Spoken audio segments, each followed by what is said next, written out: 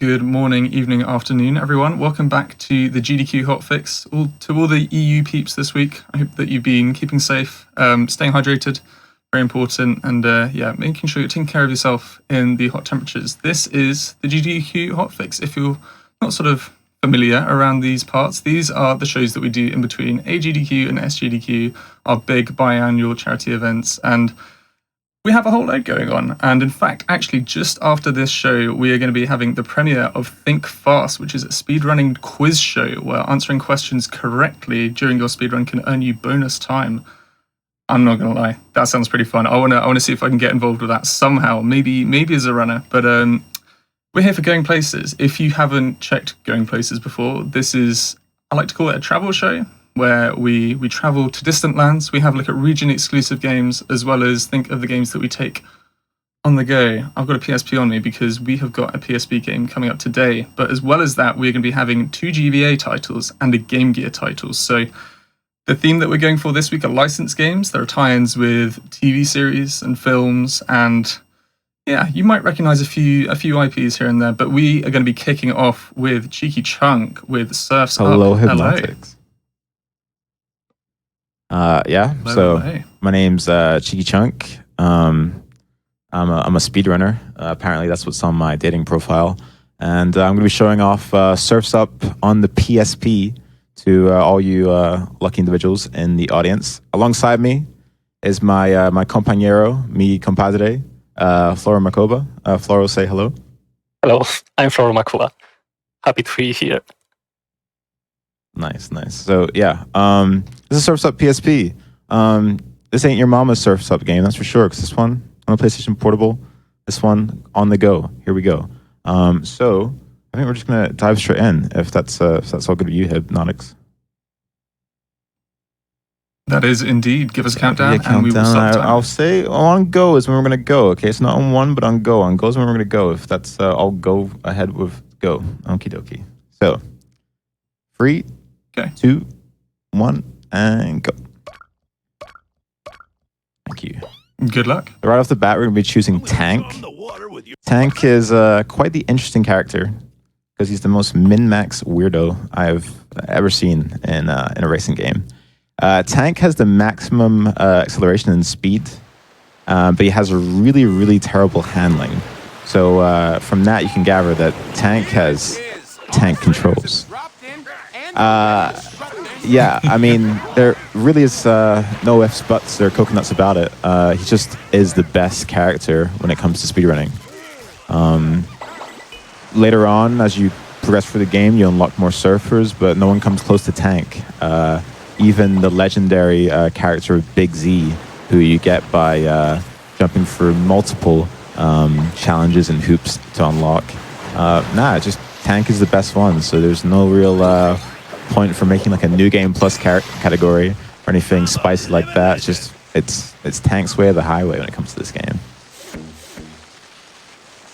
Throughout the run, you're going to see me attempt some drifting. The drifting is very interesting in the fact that if you drift too hard for too long, it's like, all right, I mean, are you taking the mickey here? I mean, what's going on? Are you drifting for that long? So you have to drift as soon as your drift is ready to drift. Because if you wait any longer, then it's like, nah, forget it. So it's quite the interesting game. I guess I'll talk a little bit about the history of the speedrun. So when I first got my PSP, I was looking at stuff to speedrun. And it turns out, I don't know if you know this, Hypnotics, but did you know that the PSP has like a video output on it?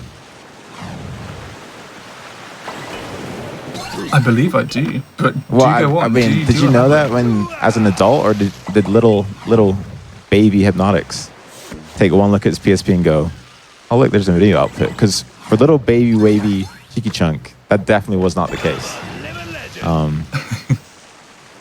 I did not know. I was sadly I could not be consoled when I was younger. I was raised on the PC, which one thing that I'm grateful for this to see games that sort of push the envelope out a little bit.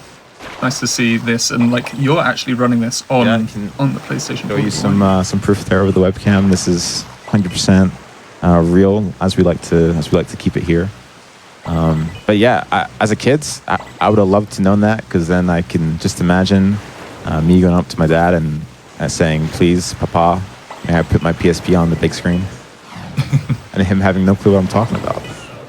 But what, you mean to tell me that you wouldn't pull up at parties? Okay, and you'd just be like, that is quite frankly hilarious that you say that, because that reminds me of a story that one time, I'm not even kidding, one time little like 11-year-old me was at a party.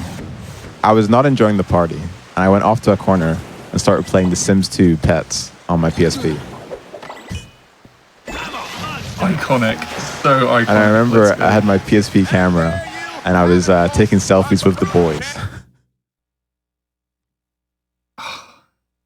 on the PSP. Boys. There we go. I think it was awful, because what happened was they went, what the hell is little baby wavy cheeky chunk up to? And they came over, and lo and behold, my sim was on the can, you know, heeding to Mother Nature's call. So it was quite a bad time for the whole squad to roll up and see what I'm doing with my PSP. But yeah, it's interesting that you say, like, you couldn't believe that I didn't go to parties with it, because let me tell you, there was no PSP, no party. That was my mantra. You were the coolest honestly kid there. If I could go back in time, you know, a lot of times people say, hey, you could have 3 people to your dinner table, you know, dead or alive. It's got to be 11-year-old Cheeky Chunk every time. That guy knew what was going on. So, I mean, it might be rude to stoop so low as to compare this to, you know, something like Mario Kart. But how do you have any sort of comparisons as to how this game handles? Because, like, if I were to think about it and I hadn't seen this game before and I thought surfboard, I might think, does this handle like a bike in Mario Kart, or is it just a completely different Are you beast? familiar with the Wave Rider games? Yeah, so it's you know, it's just your average racer guy. Obviously you've seen a couple of the items. So we go up to these like Ugadaba looking sort of mask things that look like they're very close to a bandicoot I'm very fond of. But the items are not that useful to us, because us being the cool kids that we are, we're always in the lead. So we always end up getting this like pufferfish guy who's just like a banana peel. But he's very cute. Big fan of him. So with the waves, yeah, you will like awkwardly bounce in some instances, and you can see like against the terrain, the water level going up and down against the terrain. So it's pretty cool. It's pretty cool. I wouldn't say it's like a car or a bike, because it's much more fluid. I feel like Tank is awful because he's got like the best speed, but he's got like really bad handling. So if you were to play this casually, which I implore you to do, I would definitely pick another character. And you can see just like how nicely you can sway back and forth on the board.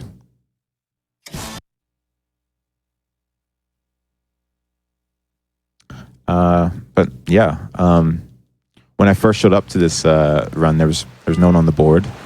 And being the opportunist that I was thinking, holy moly, free record.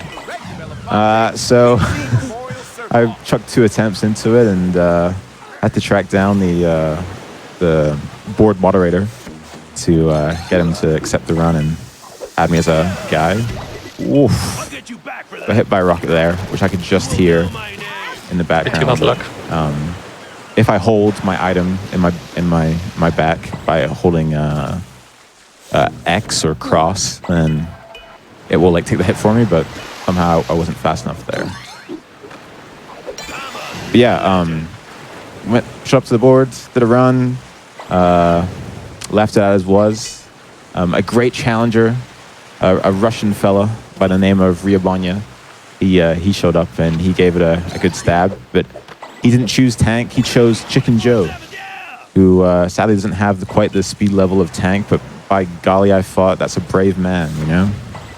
I think it's easy in life to take the tank when really, if you take the Chicken Joe, it could show you something quite magical.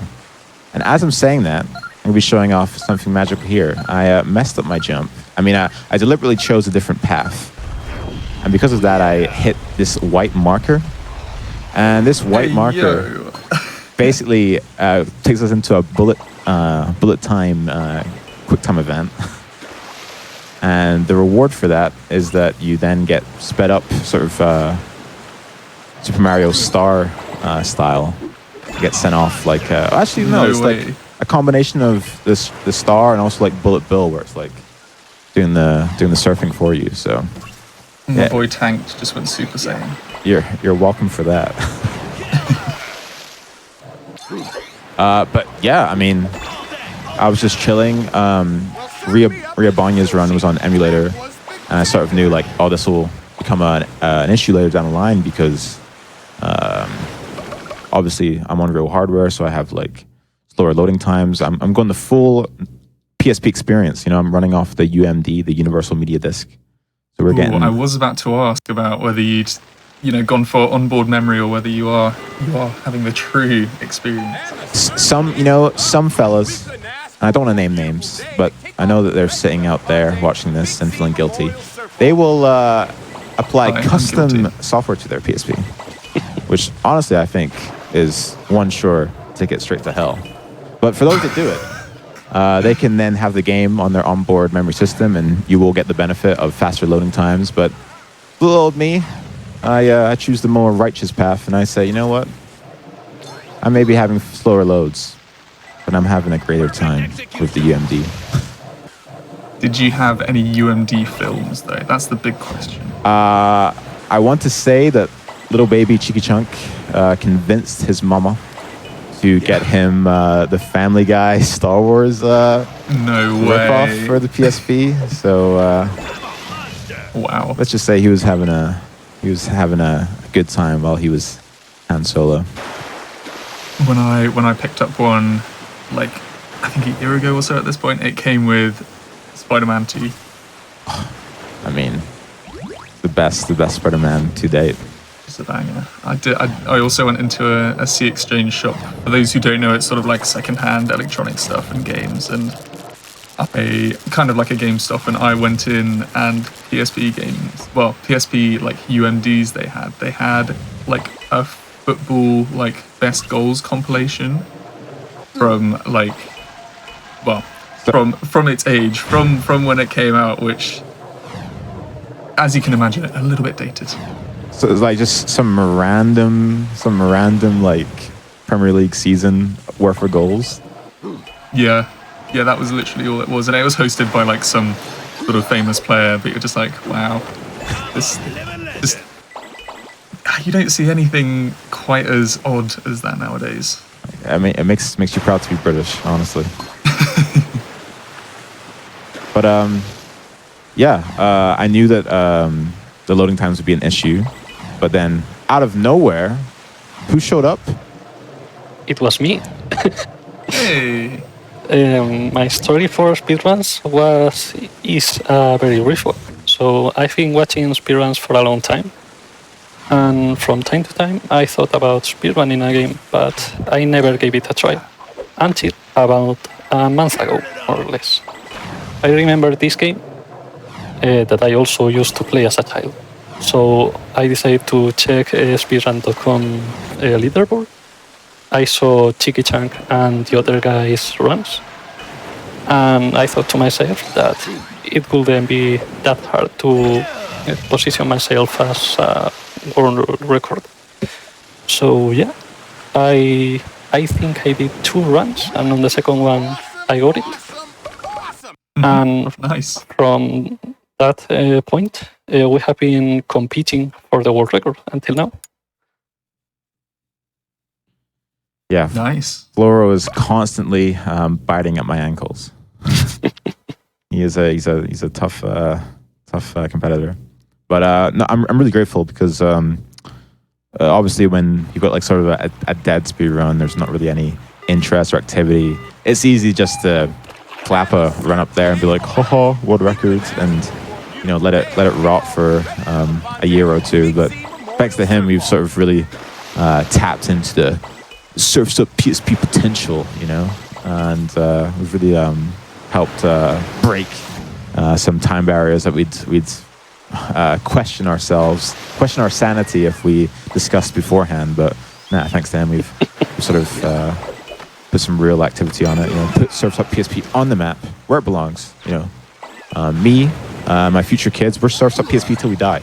All right, and I'm more than happy to state that on the records, today. Pretty much. I don't know about you, but to me, this game has more than it appears to be. From the first impression. Yeah. Obviously, starting off, it's a little bit timid, a little bit easygoing, but once you get into the last two circuits, it really ramps up in difficulty. So it's, like I said, it's not your mama's Surf's Up game. I was about to say, I feel like I don't know whether it's just sort of just because I'm not playing it and I'm just visualizing, I'm just having a look at it, but is there stuff going on with the water that you're trying to avoid at the moment? Or are the textures looking a little fancy? Yeah, so there's the boost pads, which you want to be hitting pretty much as much as you can. There is like raised terrain, which honestly, depending on the water level, you might get like a good like skip off it, or you might like lose all your speed going into it. There's these sort of, I don't know why I'm trying to point, that was silly. There's these brown patches that will still use right there. Well, I mean, okay, there you go. There you go. Ask and you shall receive. Yeah. So there, I just had an interesting landing, and it's going to be tight to this guy. Which we won't, but that's okay. You don't have to come first. It's all about like your score. So it's like what your time was, how many tricks you did, how many like hits with items you got on other penguins. I almost said enemy penguins. It's a little bit extreme. Other penguins. But yeah, there's not too much water stuff going on. It's just pray you don't take any weird bounces. Oh, interesting. Coming up, the hugest, the biggest, the most spectacular shortcut. Going for the waterfall right there, baby. It's a classic. If you blinked, you missed it. Sorry about it. We'll get to it in the next lap. There's always something behind the waterfall.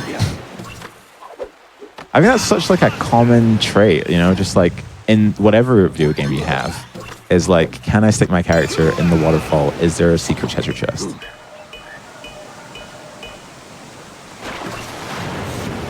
Because I believe in another game that you've ran, I hope I'm not misremembering this, but Disney's Extremely Goofy Skateboarding. I believe there's a waterfall in that. Is that I feel like I remember there's something behind that waterfall as well. There definitely is a secret area behind the waterfall in Disney's Extremely Goofy Skateboarding.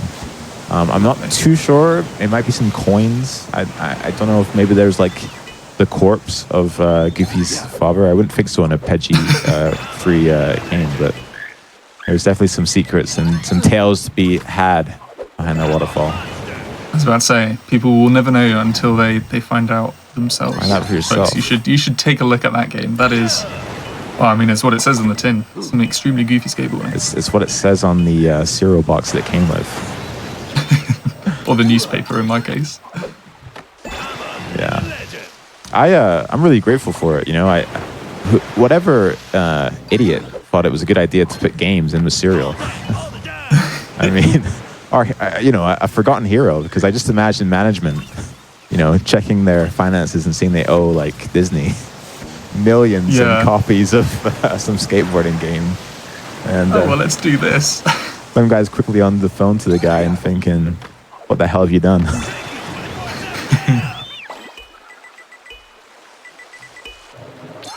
So besides this game and, of course, Degs, Disney's Extremely Goofy Skateboarding, what other games have you dabbled in, and have any of them helped with this game? Because I know I've drawn the comparisons with sort of racing games that are akin to this sort of arcadey, but is there anything else? Anything else that you have a go at?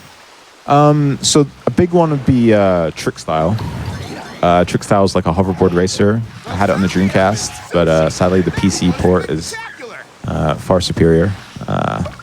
Simply because like it's not to do with the loading times, but like the Dreamcast version just like chugs. So it's quite painful to run on. But nah, man, I think that there should be like no shame in like racing games. I feel like when you first do a racing game, speedrunning it sort of seems kind of like whatever. But often, I think like a big thing for speedrunners is that, hey man, you could be speedrunning for a while, but once you take that break and you try to get back into speedrunning, it can be a real like uphill battle to try and get you back into running at all. So I'm very grateful to racing games because they've sort of always helped me sort of jump back on the horse of speedruns. Nice. And I'm appreciative for them and for the people that decide to speedrun them. But Trick Style, yeah, I mean, what is there to know about racing games for speedrunning other than, you know, you just gotta have those uber sick lines, you know? Nothing gets me, you know, hot and sweaty faster than talking about the awesome lines that I'm taking when I'm doing a when I'm doing a run. Which, if you're watching this, the optimal turns, so nice. If you're watching this, you might be thinking, what lines is he taking? And believe me, I'm trying to take these lines, but Tank is he's a beast. He will not move for queen nor country, or penguin nor iceberg. Yeah. Or emperor. Oh my god! Thank God you're here. Untapped potential. I mean, I guess I should talk a little bit about the Surf's Up movie. You know what I mean? I'm not going to spoil anything. I know that if you haven't got the chance to go to the cinemas and see Surf's Up, there won't be any spoilers. You can uncover your ears. But Surf's Up is quite the tale. It involves, you know, faking your own death, taking on a new identity. There's even some hints of cannibalism in there. So it's a movie for all the family. It's quite the loco one. It's got some great actors in it. It's got Shia LaBeouf as Cody, who's, you know, a little bit of a interesting name nowadays. It's also got the great Jeff Bridges as Geek, who's like this like mentor. And every time I hear Geek speak, I can just imagine the Big Lebowski and him going, "I'm the dude, man." You know, you don't come at the dude. But yeah, it's a really interesting movie. I feel like it was just a normal movie, and they thought this isn't going to sell well. I know. We'll make it about penguins. Penguins. Everybody loves penguins. What's that Happy Feet movie coming out? Penguins. You know? It's such a weird sort of theme, you know? It's like A Bug's Life comes out, Ants comes out, Happy Feet comes out, Surf's Up comes out. Like, I think it's the powers We all of go being. through our phases. I think it's the Illuminati deciding what's the next biggest. Oh, almost certainly. I mean, they gotta discuss something at those meetings that they were doing. I know that not many people sort of have this option as it happens at the moment, but much like people say, do you read the book before you watch the film? Do you play this game before you watch the film? Which is the correct order, do you believe? I mean, it certainly is a tough one. I've heard, right? And this is for the opinion of the people, you know, is that sometimes with licensed movie tie-in games, you get the game before the movie comes out, and you play the game, and it will make you more hyped for the movie. So personally, I feel like the best thing is to play the game and then watch the movie and be like, holy crap, I lived that. Okay, that was me. I was living the Surf's Up dream. But I don't know. I think it's always best to do the game first. Okay. The people that read the book before they watch the movie are just destined to be disappointed. I think it's a weird one. Okay. You know, because then you're thinking, oh my God, where is the scene in Harry Potter when Harry Potter catches that frog and names it George? You know, because that was in the book, but it wasn't in the movie. I was about to say, it sounds pretty important. I mean, it wasn't a frog; it was more like a hornswinkle or whatever it was, but it sure was something. I was just about to say, how about you, Flora? Is this something that, had you watched this before running it, or did you just end up running it anyway? No, as a kid, I used to play it a lot. I used to compete against my older cousin, and maybe there was a spare time around 10 years, and last month I decided to give it a try. I remember the game, I thought it would be fun, and just like that. Nice. Wait, so That's always fun to hear. have you seen the movie, Flora? Yeah, I have it in DVD. From when I do. From when I was a child, I used to watch it time and time again. This guy's a Surf's Up fanatic. Pretty much. I'm pretty sure you were telling me that you've submitted your application to become a moderator of the Surf's Up fan wiki. Not really, but I might. No. I'm happy with you as a mod. I think what's cool as well is there's sort of the nowadays you got like the MCU, the Marvel Cinematic Universe. You got the DC Extended Universe. You got the Morbius verse, which I'm sure some people are a big fan of. But It's Morbin time. it's Morbin time. Actually, I like to consider that there was a great thing known as SPAU, or the SPAU, which is the Sony Pictures Animations universe. Inside it, you had great great movies, great titles, which is Open Season, Surf's Up, Cloudy with Chance of Meatball, Hotel Transylvania, Emoji Movie. Come on. Oh, good lord. And, with the PSP games, for Open Season and Surf's Up, they were both made by Ubisoft. And as an unlockable, right, I'm telling no tales here. You can check the link from my nose.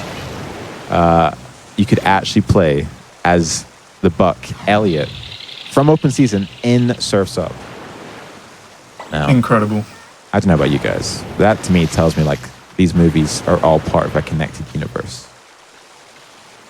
While Surf's Up is going on, somewhere off in the distance, Open Season is going on. You know? Across the coast, the Open Season, what do we got? We've got it raining meatballs across the country.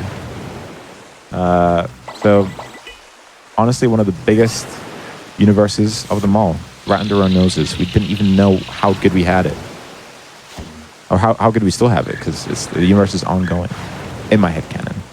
And hopefully yours as well now. Now I'm curious. I imagine it would have. Do you know what the Cloudy ended up getting its own tie-in game? Because I imagine if it did, it would probably be fairly strange. I'm almost certain it did. And the fact that it's a Sony picture animation movie means that it surely would have got a PSP release. Now, did Sony spend the big bucks and get Ubisoft to do their third movie tie-in game? I'm not too sure. But It got a 360 and I believe a PS3 release as well. Let's have a look. DS and Wii. Oh my goodness! Wow. there was no shortcuts when it came to the merchandising of Cloudy with Chance of Meatballs. Sony knew they had a cash cow, and by God, they milked it. Yeah, and it did get a PSP title as well. There you go. Can you work out who made it? Was it Ubisoft again? I believe so. Wow, they were busy. They must have really enjoyed that contract. Yes. Holy moly! Developed by Ubisoft Shanghai and published by Ubisoft. Incredible. Now I know what I'm doing tonight.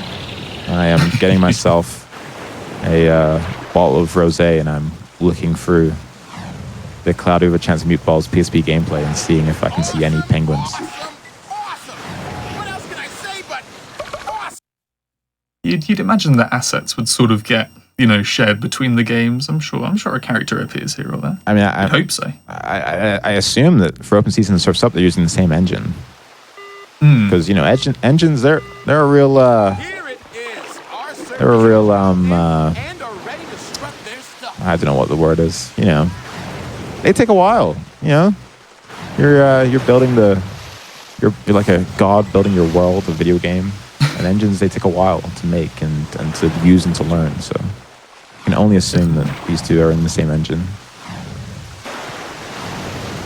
I believe, from what I've seen of your speedrun.com profile, there is a gargantuan disparity between the speedruns for, well, the speedrun for this game and open season. Open season, let me tell you. If you're a fan of short speedruns, you should really consider open season for the PSP. Because what happens basically in that game, which is interesting to talk about on this game, but it's all connected. It's all connected, guys. Don't be closed-minded. It's all part of the universe. What happens in that game is that you load into hub worlds where you walk off to the level entrances, but there's a little, there's a fence that is taller than the invisible wall entering the last level. So if you can jump onto the fence, you can jump over the invisible wall, and you can jump right in to the last level and just finish the game. But open season is huge. It's simply a huge speed game. It makes me think, you guys. You know, movie time games are sort of drying up. You know, you don't really see them quite as, abundant as they were back in like the sort of like mid to late noughties. And I was just thinking, like, there's the Angry Birds movie, which is made by Sony Pictures Animation. And I'm just trying to think, do you guys like to see like an Angry Birds movie tie-in game? Like, what, like for Angry Birds, like what kind of game would you make? You know, An RTS maybe. Imagine an RTS. An RTS, and you have two races, birds and bees. I think that would be so cool. Ooh. Maybe something like Starbirds or Angry Craft. I'm liking Star Nest. That sounds cool to me. Yeah.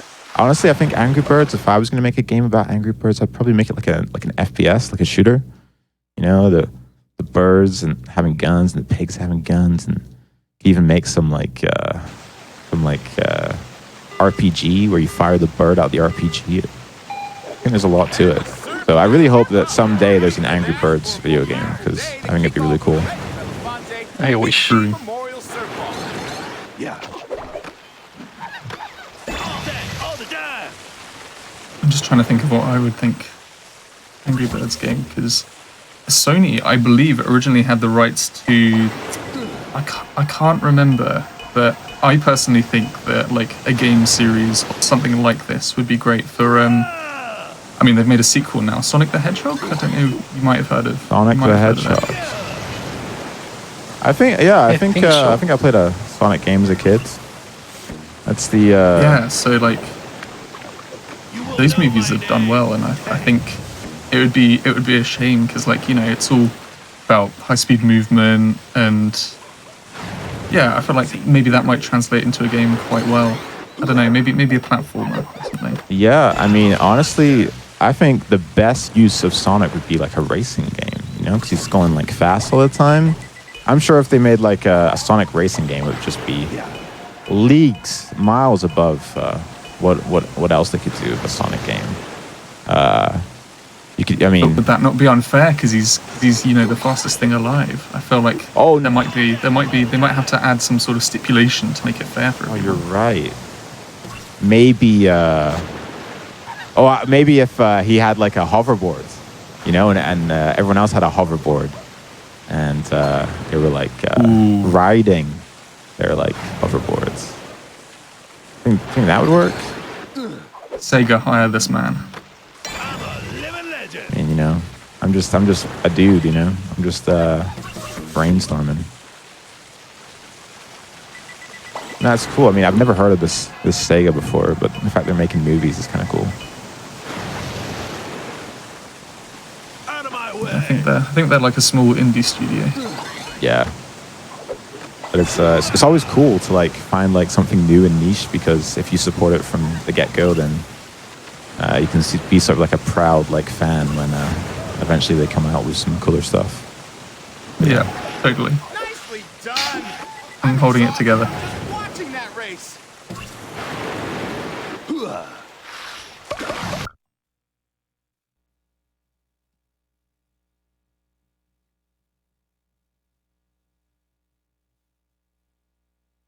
It is kind of a shame though that sort of movie tie-in games aren't so prevalent anymore. Do you have like sort of a favorite sort of tie-in game that you hold beloved?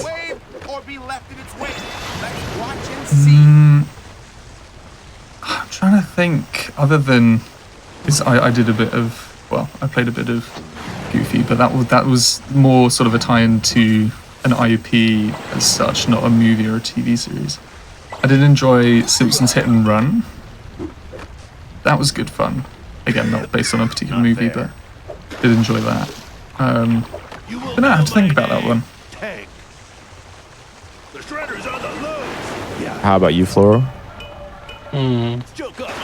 There was this Shrek game, racing game for the PSP2. The main mechanic was you had a wall button associated with the mechanic to hit other people. And if you did that, they will be stunned for a bit. So, as a very valid strategy, was just to not race and go for the others. So, yeah, that was a one.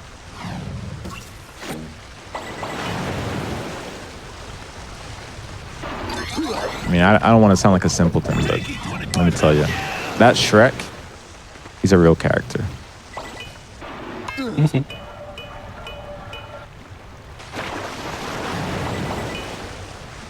I don't know about you guys, but for me, like, Shrek 2, my God. It was everywhere. Like, I had it on the PC, I had it on my Game Boy Advance, I had it on DVD. Oh yeah, that game was prolific. I have this theory, which is it's a bit grim, but I believe that when I'm on my deathbed, when I'm knocking on death's door, and you know how like your life plays before you pass on, or at least that's the theory. I can really imagine that 90% of my life reel will be me watching Shrek 2. Because it was just such a profound moment in my days on this rock, orbiting the sun. Understandable. Yeah, from what I've checked, there were 2 Shrek 2 games for the Game Boy Advance. My God. Advanced? It's Advanced. Yeah. There was Shrek 2, understandable, and then Shrek 2 Beg for Mercy. That's quite an intense title for a E for Everyone game. I can just imagine little Timmy asking Mom, "What is mercy?"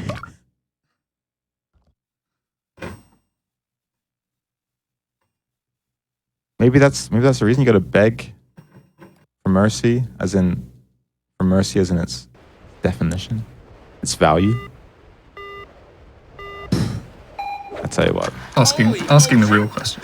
It's only 6:48 local, but these are some deep combos.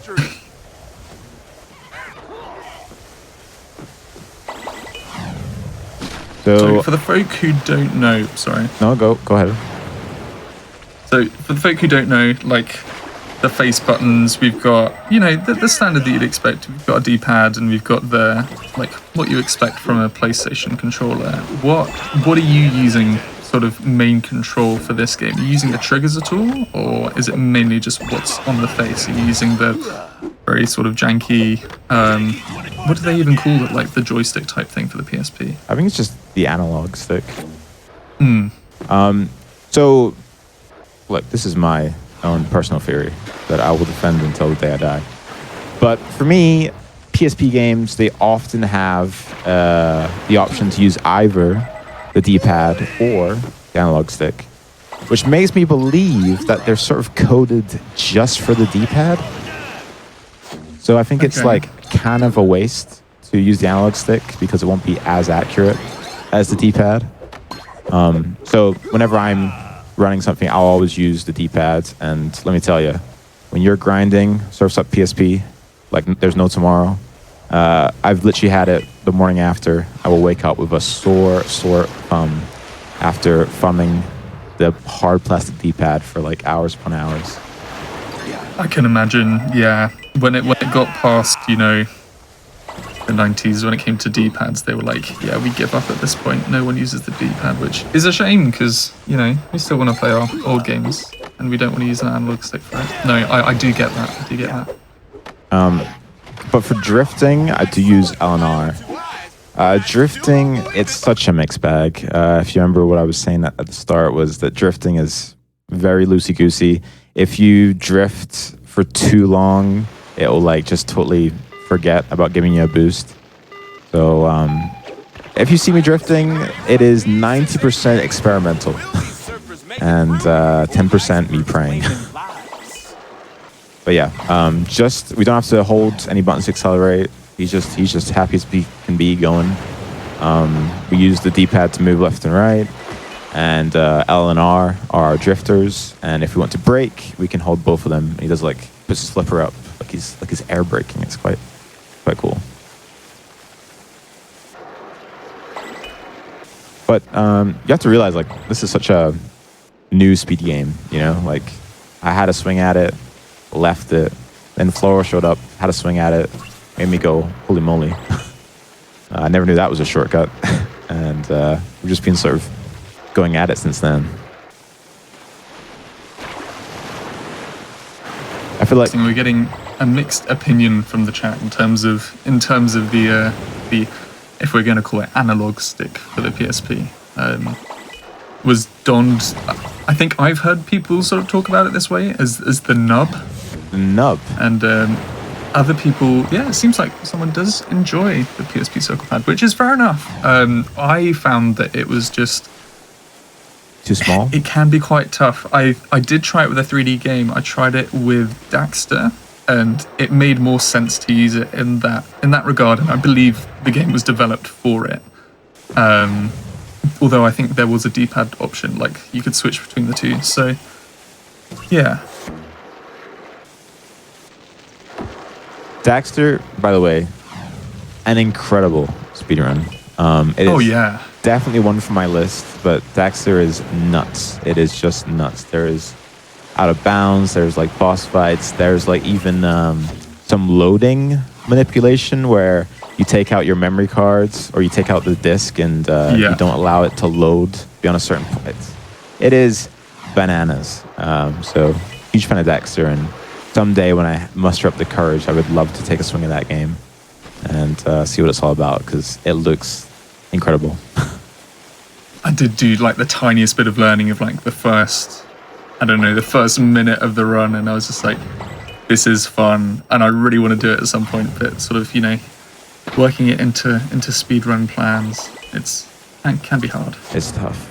I don't know if this is a crazy thing to say, but for me, if I ever want to replay a game, just uber casually, I will just do like a speedrun playthrough of it.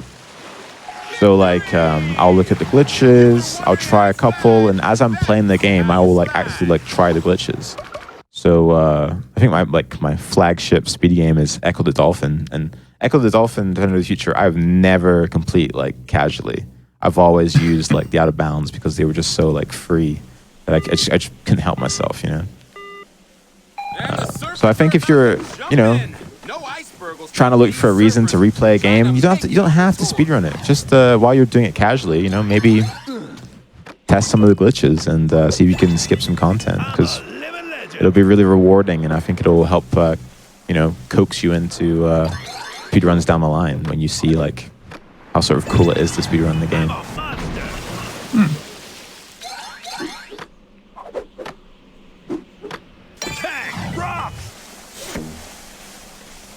I mean, I don't know. I really think Surf's Up is such a bananas movie. I think my favorite part is when and it's no spoilers. It's a major spoiler because some people haven't seen it yet at the cinemas. But my favorite part is when they're making the boards. It's the main guy Cody and his like sort of guru called Geek.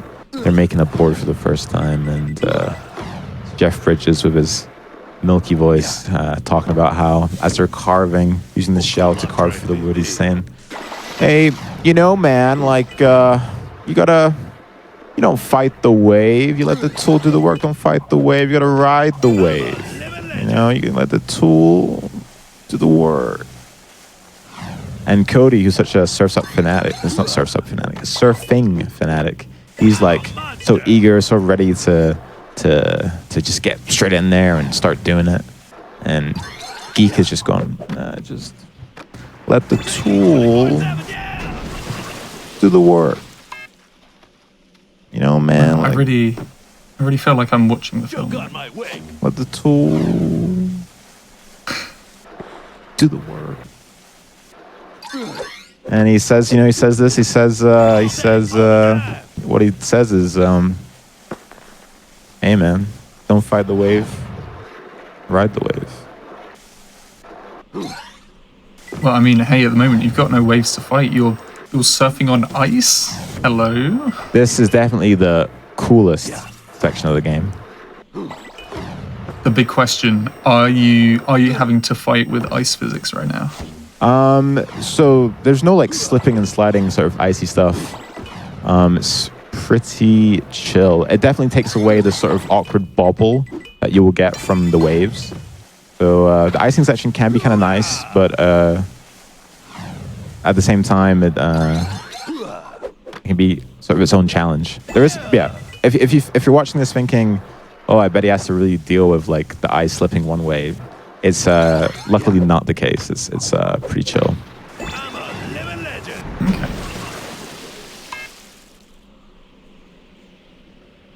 Whenever you see the combo come up, and if I fail it, I'm telling you right now that half the time I mean to do it. Half the time it's faster to just not do the trick combo because trick combo gets you like up in the air, and you know, for most racing, including this one, you want to be on the ground as much as possible. That's when you're generating, you know, speed and torque and all these other fancy physics terms. Yeah. I know that you said you sort of go back to games and try them in a sort of in a speedrun type sense, but with this game, quite often movie tie-in games will either completely retell the movie but in a video game format, or they'll do something sort of prior to the film or sort of after the film. Does this have any sort of story going on in it other than they're all racing, or is it, hey, they're racing, this is what's going on? Well, I mean, there's penguins, right? They're on surfboards. You know what? That's all we need to know. You know what happens in Surf's Up, the movie? Roughly? There's It's been a while. There's penguins Completely crazy. on surfboards. No. Does it really follow the story? I mean, kinda. I mean, there's definitely like they have like their STN, which is like their ESPN spin. Other sports providers are available, and they have like this sort of walrus guy who's saying, "Wow, can you believe what a race? These racers are really going at it. There's sharks in the water. There's ice in their veins. There's lava underfoot."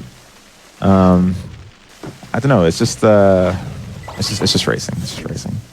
The other games are kind of cool. GBA is also just racing, but the sort of PC and console release is like fully committed to like surfing.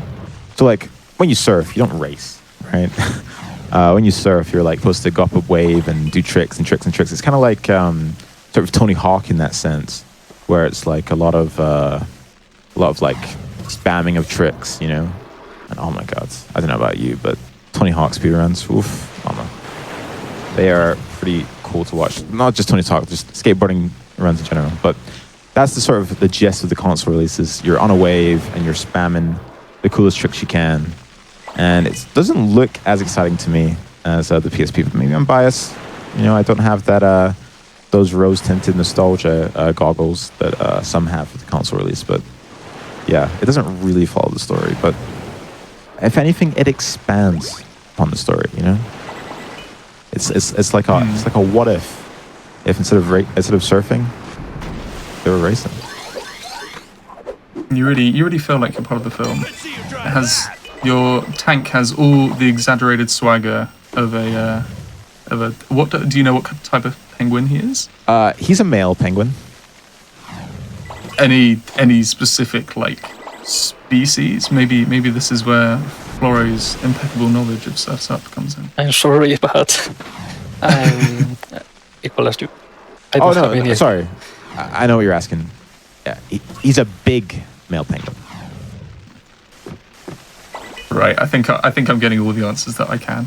Because what is the main character's a rock hopper? I think. I might just be making this up. Does have I think he's a rock hopper. The little yellow frills going off. That's true. Yeah. I mean, look, I'm no birdologist, but I'm pretty sure Tang's got to be like an emperor, right? 'Cause he's so big. Yeah, you'd think so. My favorite penguin has to be Chicken Joe, who is a chicken. The best kind of penguin. I mean, honestly. Is there any reason why there's a chicken in... Actually, like, where does this take place? I feel like I'm missing so much key information. Like, what is a chicken finding himself doing in wherever we are? I think it's for diversity. I think it's for people to know that this isn't just a penguin movie. Like, if you're a chicken going to the cinema and you want to watch this, there's a character for you to relate to. I think that was the main purpose of putting him in. I mean, that's one up on the stereotypes of Happy Feet, which weren't very good for some particular birds. So, I mean, Happy Feet. I mean, a terrible movie. Honestly, I mean, they totally like sort of evilified sea lions, which we all know are cute little sea puppers, and they totally like painted them in this demonic light where they'd ever have the idea of eating penguin. By God, it sure was a different time back then when Happy Feet came out. I tell you, we weren't as correct as we should be. We weren't as sensitive to the sea lion community. Where does it take place, though? Which was your question? I don't know. Just it takes place on some island. a cold place.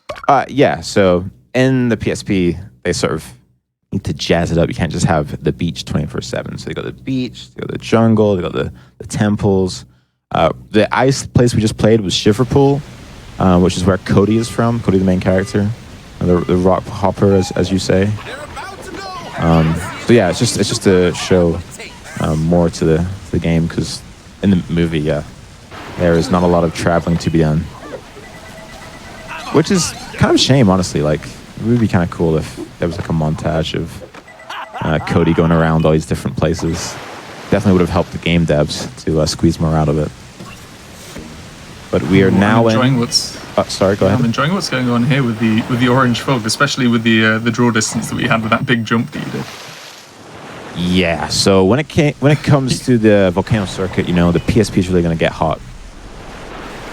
So they had to lower the draw distance a bit, but honestly, I think it adds to it. I don't think of it as draw distance. I think of it as like this like volcanic ashy haze, just pure immense heat. It's like when you sort of look along the horizon, you can see the sort of mirage of like heat lines coming up. And I mean, I've had people come into my chat and they say, "My God, I thought you were playing Surf's Up. Why are we in the sixth circle of hell right now?" And I say, "Tell me about it." But I mean, yeah, I hope that people watching don't take away from the game because of its definitely artistic and not hardware choice to decrease the draw distance. But I think it's cool. I think it's cool. You certainly won't get screwed over because of it. The volcano circuit, the races are intense for sure, but you shouldn't get bamboozled by the draw distance.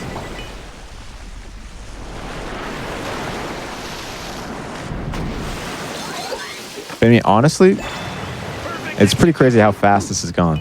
Like, already, we are in the sort of the final circuit, and you'll be seeing that I'll be using a lot of like the rails to grind on.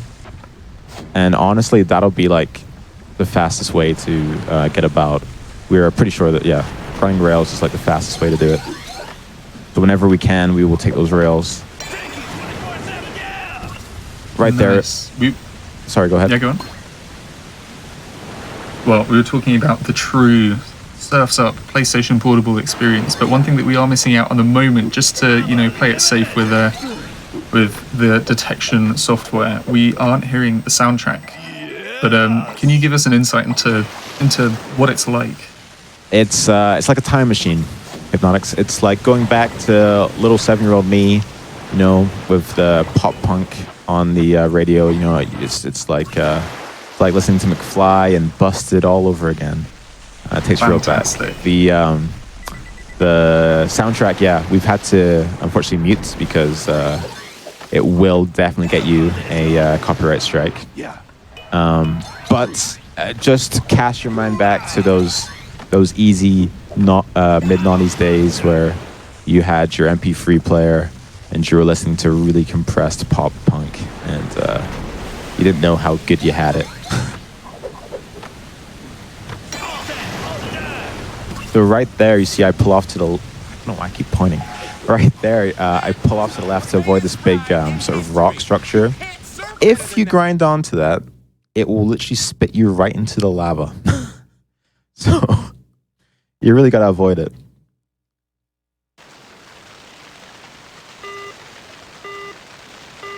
Okay, so for the second volcano level, I'm going to be using this rail over here.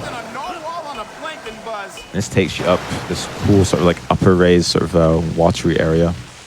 And if you look at the mini map, sort of in the bottom right, you can see like how nice this shortcut is. Ooh, nice. You get to miss a whole like S-bend of turning there, which in tank turning, our biggest enemy. Right next to sea lions. Just kidding, sea lions, very peaceful. We love them. I'm gonna try a bit of a scary thing right here. Ooh. Okay, we got it. Ooh, smooth. So you want to fall off there and get onto the grinding rail. But I was experimenting while we were practicing today about how you could possibly squeeze a drifting boost in there before you do it. But it definitely anks up the sweat content in my palms whenever I try it. That is for sure. Now, I was wondering, this is a question for both you, Cheeky, and Floro.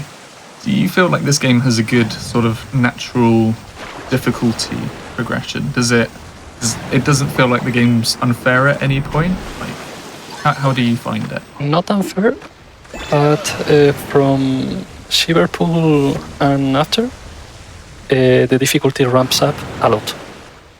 It's not impossible, but it's really noticeable. Yeah. But yeah, in general, it's pretty well balanced. Nice. Yeah, I would only add to that by saying that like we are playing as Tank, who has the worst handling. And if you wanted to play this casually, which I implore everyone to give it a go, it's uber short. Even when I did like my first like casual sort of like speed run of it, when I was just learning the game, it only took me like, I want to say about an hour 9. So yeah, it's very chill. It's just that if you were to play it casually, definitely pick another racer so that you have some amount of handling, because Tank really makes this game a lot worse than it actually is. Like if you play with a normal character, then you will be like just bobbing through the waves, having a great time. But Tank definitely is a bit of a wrestle sometimes. But we wouldn't have it any other way, would it be, Floral? Yeah, pretty much.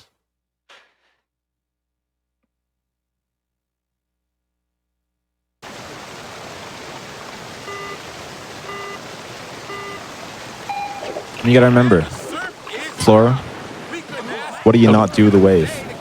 You don't fight the wave. That's so right. I tell you, some of the times Some of the times I knew my life, hey man, don't fight the wave. Because what are you supposed to do to the wave, Flora? You let the wave do the work. Just ride it. Just ride it. It's poetic. It's beautiful. I specifically chose to wear sunglasses just so that no one could see me tearing up as I showed this game off. Choke on this, y'all.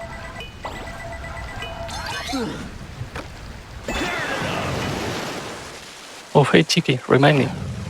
What do you not do with the wave again? Dude. A classic. Flora Makoba, mi compadre. You don't fight the wave. Oh man, I wish I hadn't fought against the wave so many times in my life. You and me, brother.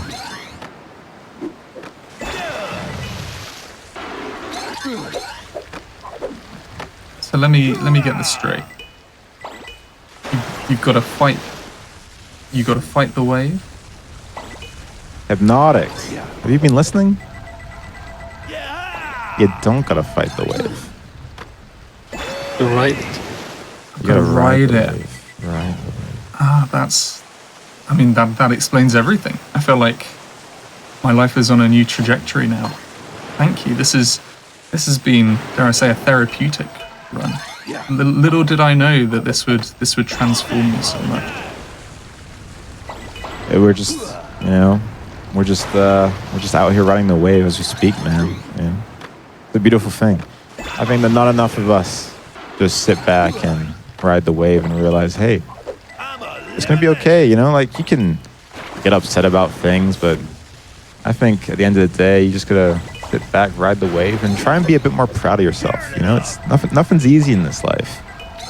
And if Surf's Up PSP has taught me anything, it's just that you can't fight the wave, so you might as well ride it. Amen. Amen. I saw it with my own eyes, but I Okay, still so don't believe it. unironically, I think this is the last level coming up. Would you agree, Flora? Mm-hmm. Just one more. I'll just quickly get up.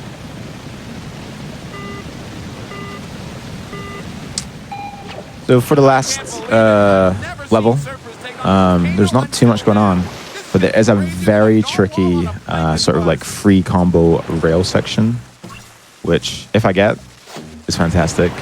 And if I don't get, you'll never believe it, isn't fantastic. So we will keep our digits crossed and hopefully get it. Yeah. It is quite a nice one to finish off to, because there's quite a fair amount of rail grinding, and it's quite a good one. And I just hope that you guys have enjoyed riding this wave just as I have. I've definitely enjoyed it. Floro, has this been a good run so far, sort of from what you've observed? Pretty much in general. There are some small mistakes, but it's pretty okay. Sounds like a good review. When it comes to Floro, if he says it's pretty okay, my God, what he means to say is it's fantastic and it's the best run High he's ever praise. seen. Very good.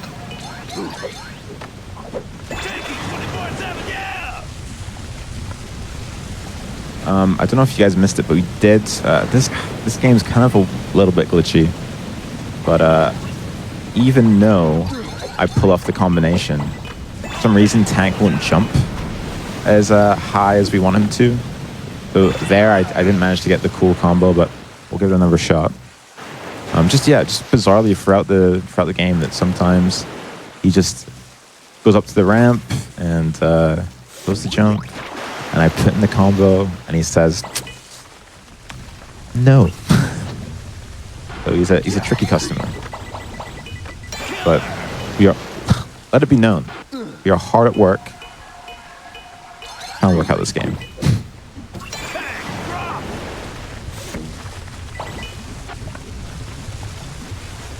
Okay. I feel like it's a tennis game, you know. I need the quiet please thank you as I attempt it. Let's try and get it this time. At least you Yeah, don't have looking somebody good. shouting out.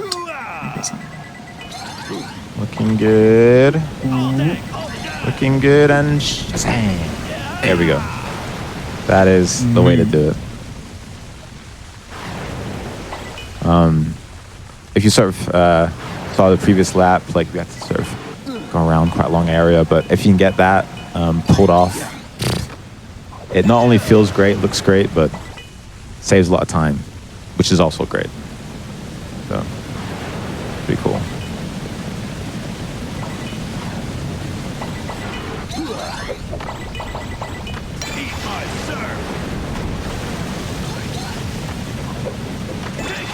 All right, final lap.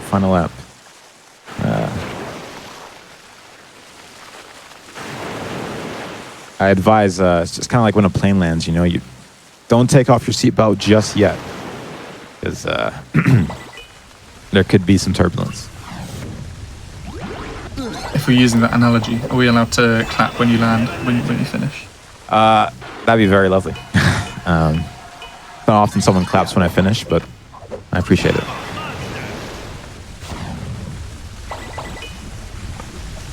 All right, coming up. Coming up to the spicy free rail combo.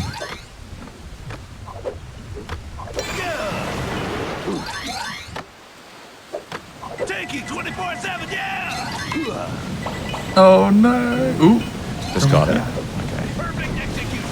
nice.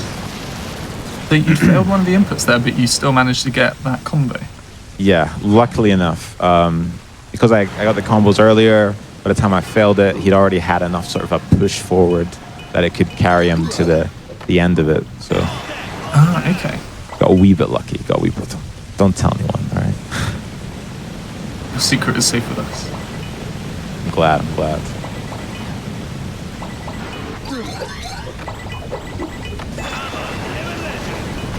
I think that the combos aren't too hard to get, but there it is. All right, so I'll tell you when time is coming up. Time comes up when we see the credits on screen. So I skip past this. I don't save my progress. And time. GG's. Nicely done. There we go. Okay, could I do a couple thank yous? Is that okay? Yes, yeah, go ahead. Okay, so first of all, I want to say a big thank you to Cronin. Cronin's the guy that got me to speedrunning when I was just a little baby boy back in 2019. I looked up the speedrun boards and I saw Cronin everywhere, and he's a really cool customer that is always streaming, always pushing himself to be better.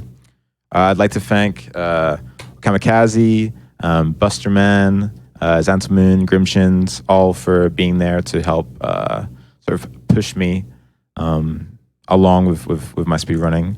And finally, just a quick little secret message for mes jeux de cœur des guimauves fondant aux éclats de fouilles de la passion. Vous savez ce que vous valez.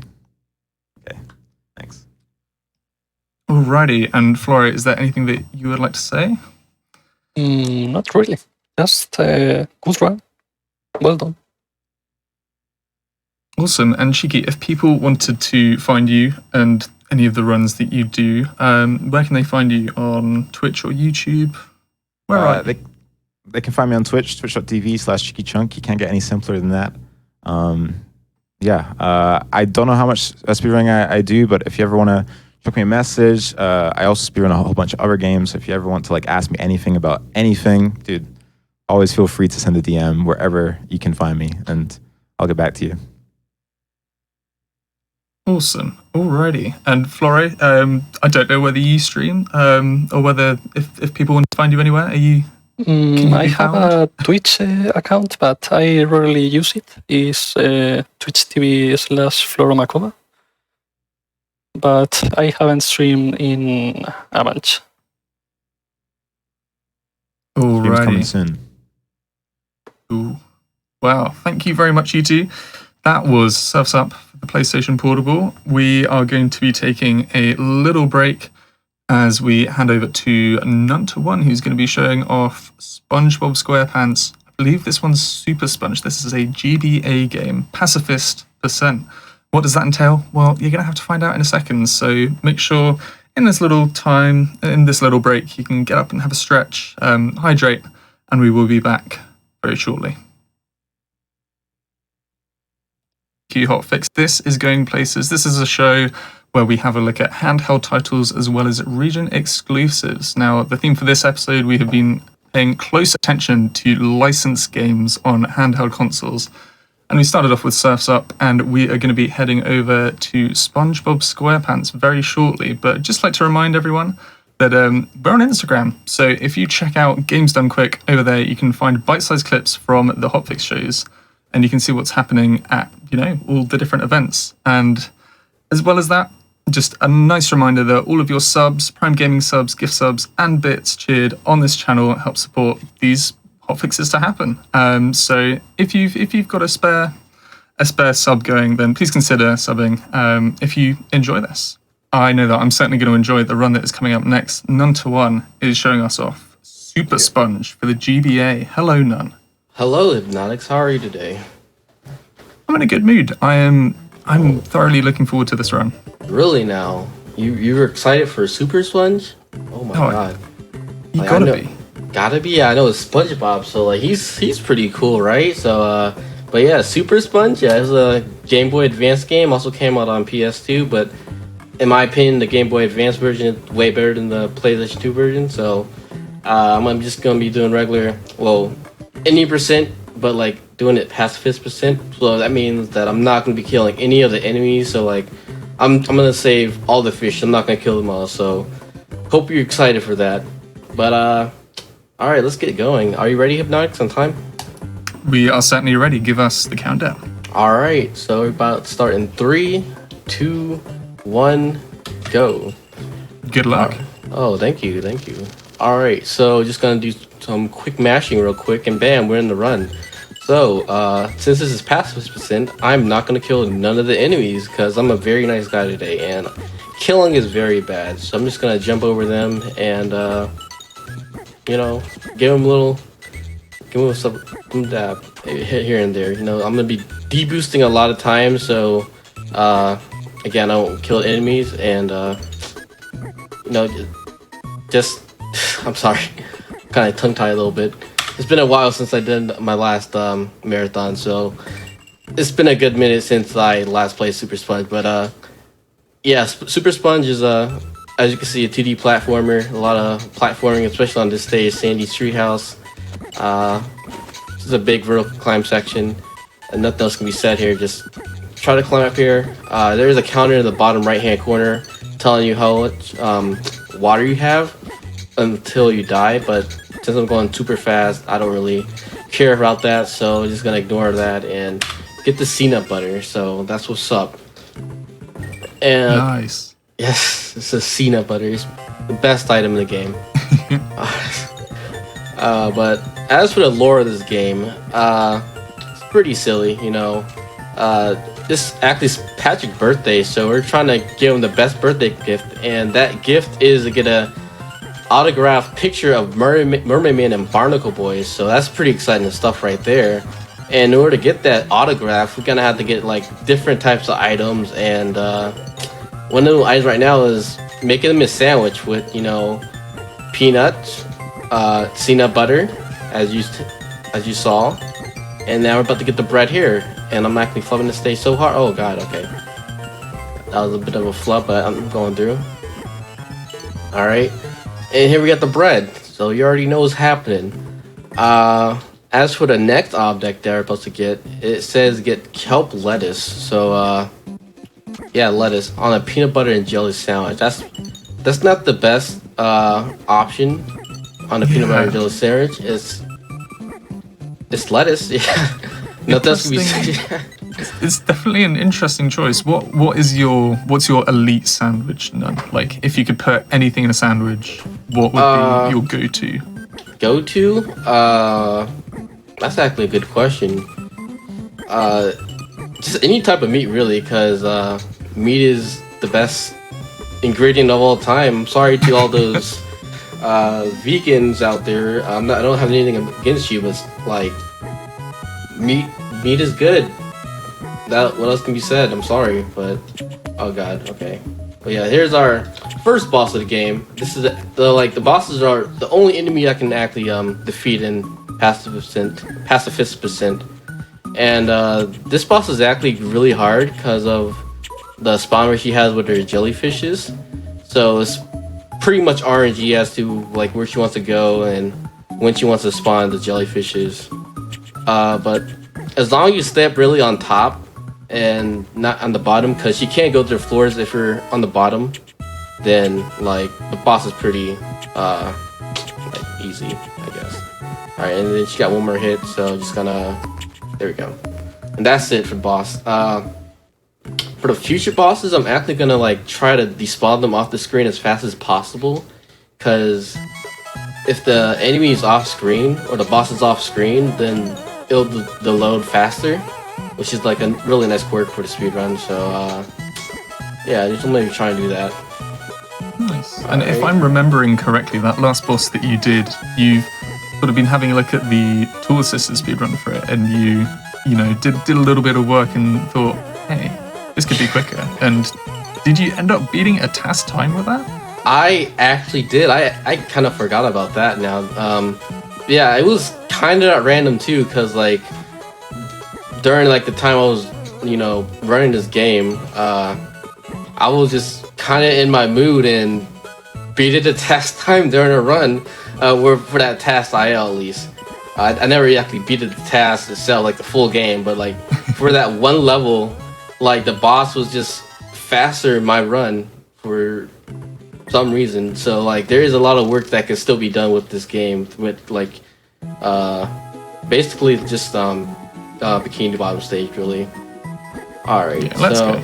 Oh god. All right, so for this stage I'm gonna be trying to catch a lot of cycles, and I hope I get them because this is, oh god, okay, there we go. Okay, that kind of scared me for a second, but yeah, for this stage I'm gonna be trying to catch a lot of cycles, and I already caught the first cycle. That's pretty good. For the second cycle is also pretty free.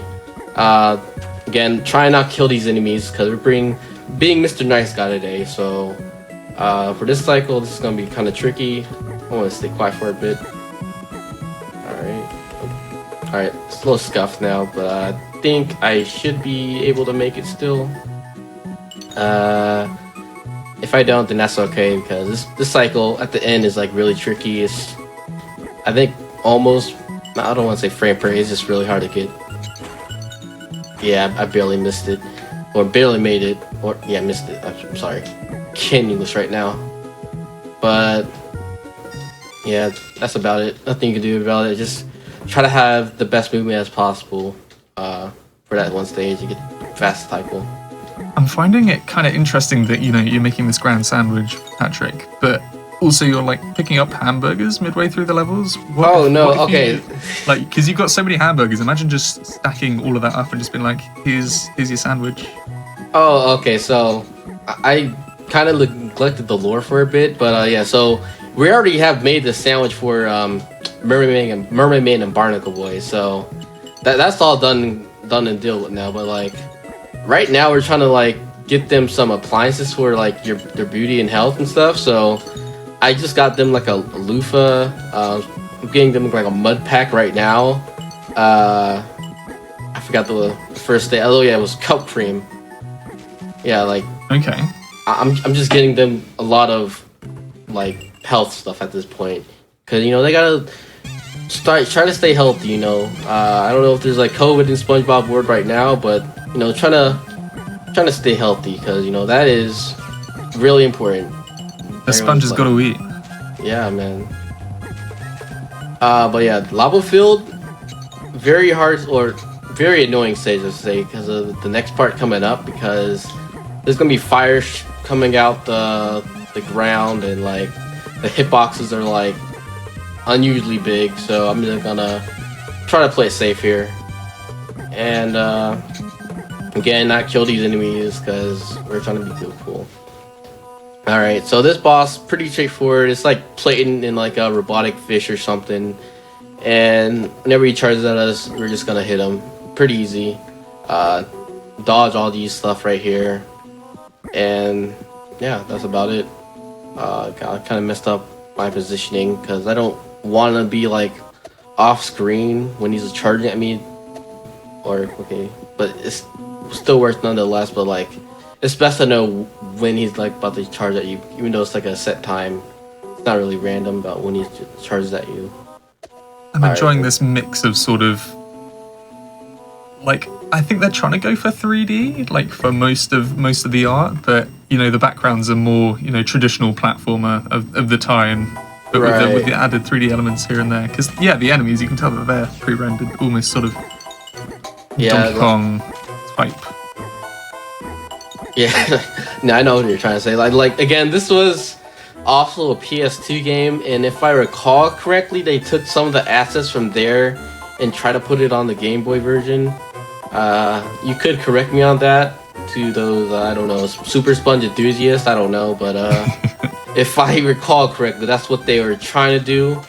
Like the PS2 version, it was just again a 2D platformer, but like there was like a lot of 3D-ish aspects to the game, so like you can see that they're trying to go for like, you know, 3D, but like stuck with 2D nonetheless. So yeah, 2D game. Don't get confused.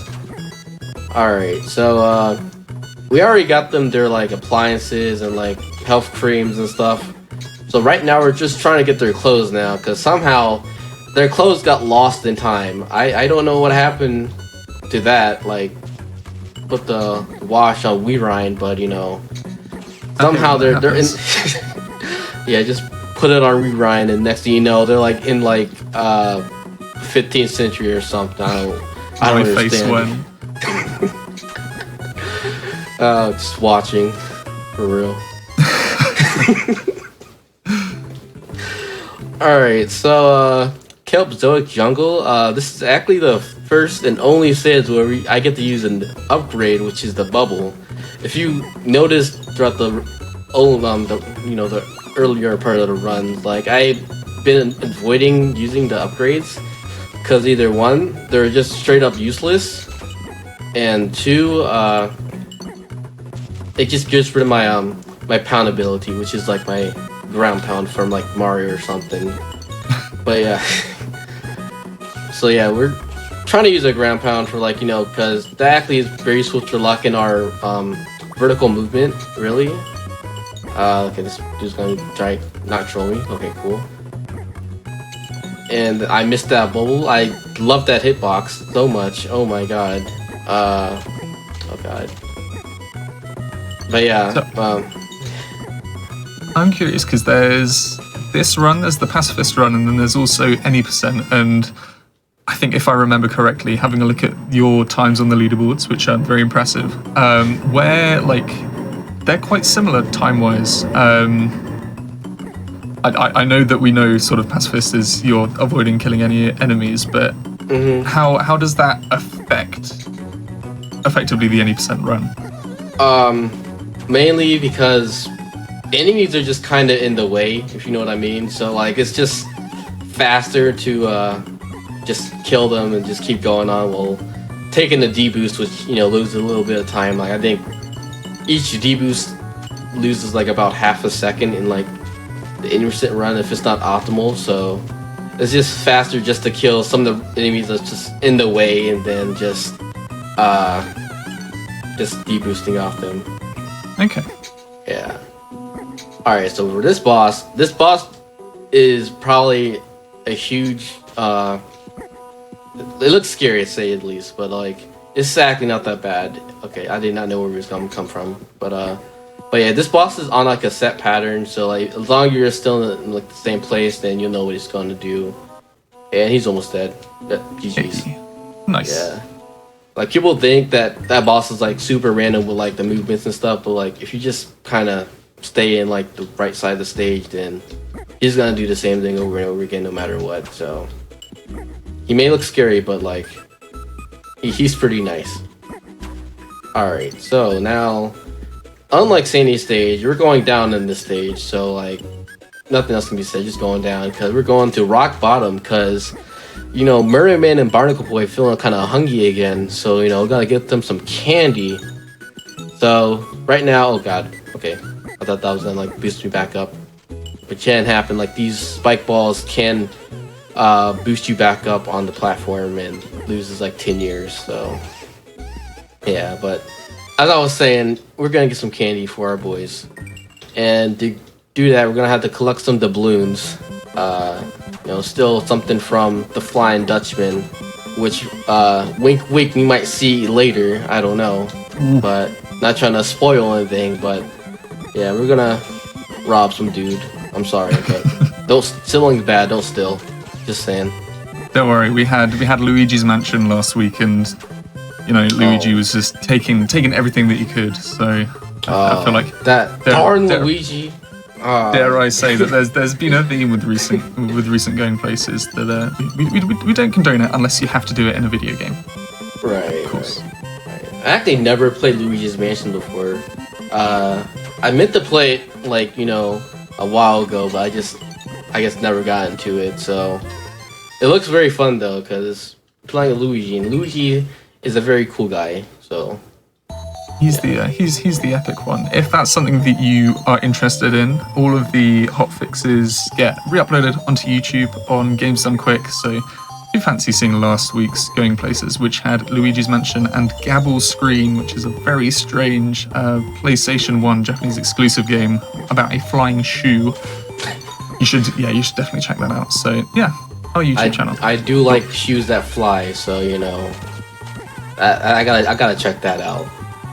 Alright, but I'm gonna play this part safe, because I could deboost off of this dude and then die, but I'm not gonna do that today, because dying is pretty cringe, just saying. So yeah. I was about to say the gravestones are a good omen. Alright, so we're going to the last stop now. It's like the first level, but not.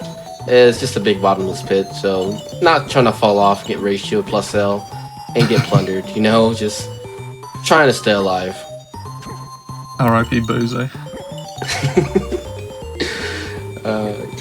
I love Bozo, because I'm a Bozo in real life. On God. Alright, but yeah, I'm not gonna lie, just say just pretty straightforward, just jump, and you live. Just don't fall off. So alright, this part. I assume with this game, with sort of the little bits that I've seen of it here and there, you want to stay on the ground as much as you can in terms of like fast movement.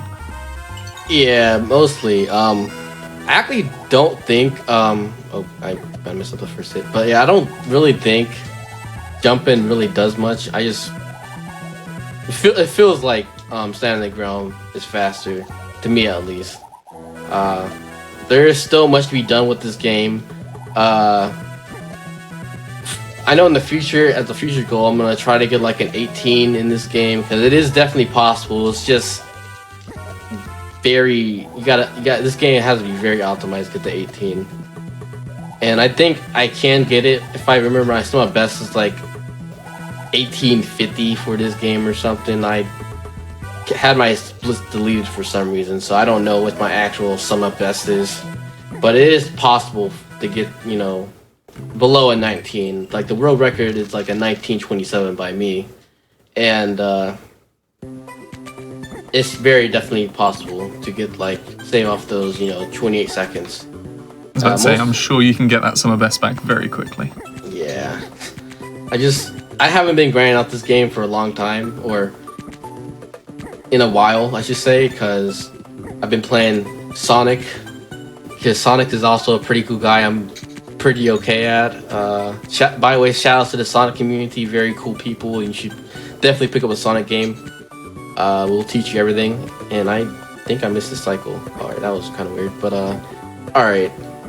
Yeah. But yeah, again, just shout out to the Sonic community. And oh my god, I thought I almost killed that dude for a quick second, because these dudes' hitboxes are like surprisingly huge, so it's very easy to accidentally kill some of these enemies. So, alright, yeah, I'm just gonna play that whole section safe, because that kind of gave me a heart attack when I ground pounded like very near to that guy. So, I'm so glad right now.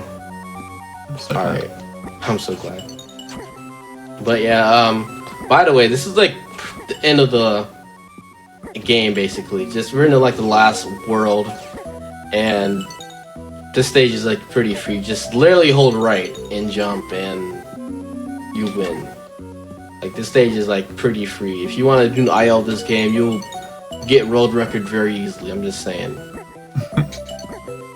You were mentioning that you play a little Sonic here and there. What do you think a crossover between a SpongeBob and a Sonic game? What do you think that would look like? Because I'm sort of getting the idea of like a 2D platformer, but I don't know whether you have anything wild. Because the SpongeBob games, like, he got quite a few games. Like, there are loads. Yeah, he got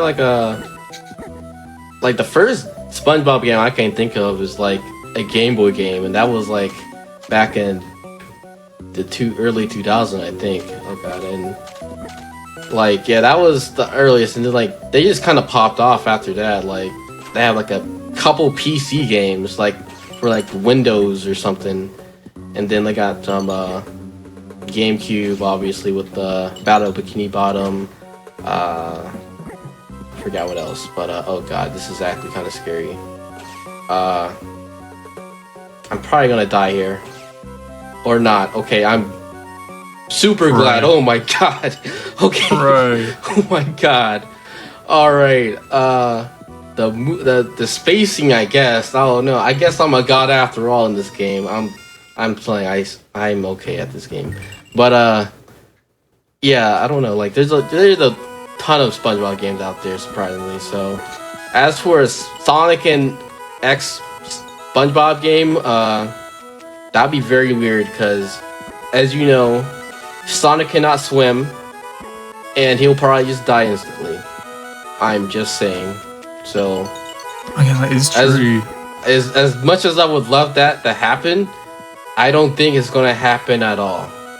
Yeah, one of them's got to make a compromise. Either SpongeBob has to come out of the water, or Sonic has to go down. But like, SpongeBob's gonna die if he comes out the water. So, the concept is it's like 99% good, but someone's gonna die in that game. I don't want no one to die. I don't want SpongeBob or Sonic to die. I'm just saying, or more especially Tails though, because Tails is pretty cool. So. He's alright, I guess. He's alright. He's better than Knuckles. I'm just saying. So. Dang. I can't I'm believe just, this. Coming yeah, onto this show, slandering my guy. Can't believe this. Oh, this is time, by the way. GG's. Yeah, that was it. Oh yeah, that was Super Sponge. Yeah, it was. I did not have my light split open because I forgot for some reason. So what was my time? If you can tell me.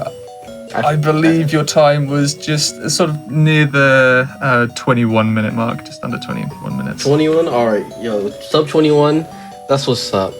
But yeah, that was a pretty okay run, to say the least. Yeah, SpongeBob and Knuckles, oh my god. That's too much right there, oh no. Oh that's what we want to see. The Sega are too scared, but yeah, none. Thank you for that. Healthy under the estimate. So thank you so much. If people want to run this game, where can they find information about it? You can just head over to my stream. There's not a lot of information about this game. There's like the tasks, but that's about it. It's on like the speedrun.com page under speedrun.com, like Supersponge GBA. I don't know. It's there's somewhere on speedruns.com. You just look it up and you'll find it. But yeah, or you can just come to my stream at twitch.tv/none21. That's N0NE_2_0NE. Hypnot just posted my link. What a fine fellow right there. Just plugging me like that. No, None is definitely worth your time. Mentioned earlier, really good Sonic the Hedgehog runner. There's a little bit of Sponges on the side as well, and a bit of... I hope I'm not mixing this with someone else, but did you do a little bit of the Messenger? Yeah, you have, haven't you? I did, yes. I did the Messenger, Spongers, Sonic, and Mega Man 2. That was my first run, actually. Mega Man 2 is the game that got me into speedrunning, so... Yeah, I do those I don't know, those games. I don't know how many, because I didn't count them, but like I just do those. But yeah, that's about it for me. I think up next is Lego Star Wars 1 on the GBA. I forgot the runner's name. I'm sorry, but I hope you're excited for some Star Wars, especially Lego Star Wars, because that's a pretty fun game series to say the least. But yeah, thanks for having me, Hypnotics, again. Hope That you is guys all stay right. tuned. Thank you so Yeah. much for the run.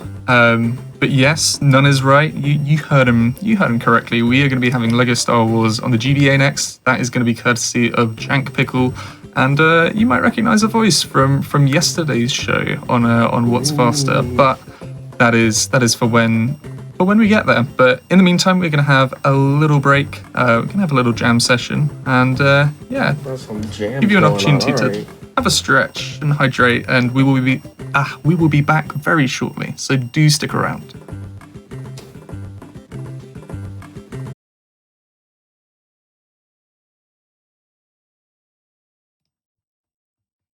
Hello everyone, welcome back to Going Places. This is the GDQ Hotfix, where we have a look at handheld speedrun games as well as ones for region exclusive titles. We have had Surf's Up, we have also had Spongebob so far. If that's something that you want to catch up on, all of these runs and the highlights will be going up on GDQ respective to the Games Done Quick channel and the Games Done Quick highlights. And if you're watching on YouTube, hi, you can find us on twitch.tv/Games Done Quick. And we start the weeknights at 7 p.m. Eastern and at weekends at 1 p.m. Eastern. You can catch the runs as they happen. Speaking of runs as they happen, we're about to have a run as it's about to happen. Hello, Jank Pickle. Hello. I'm going to be running Lego Star Wars 1 Game Boy Advance. This game's completely different than the console or PC versions. This is an isometric 3D platformer, and it functions basically completely different from the other ones. With me, I have Laser Trap. Say hello. Hello. I have said hello. I'm You've back succeeded. from work tonight, or this afternoon. All right.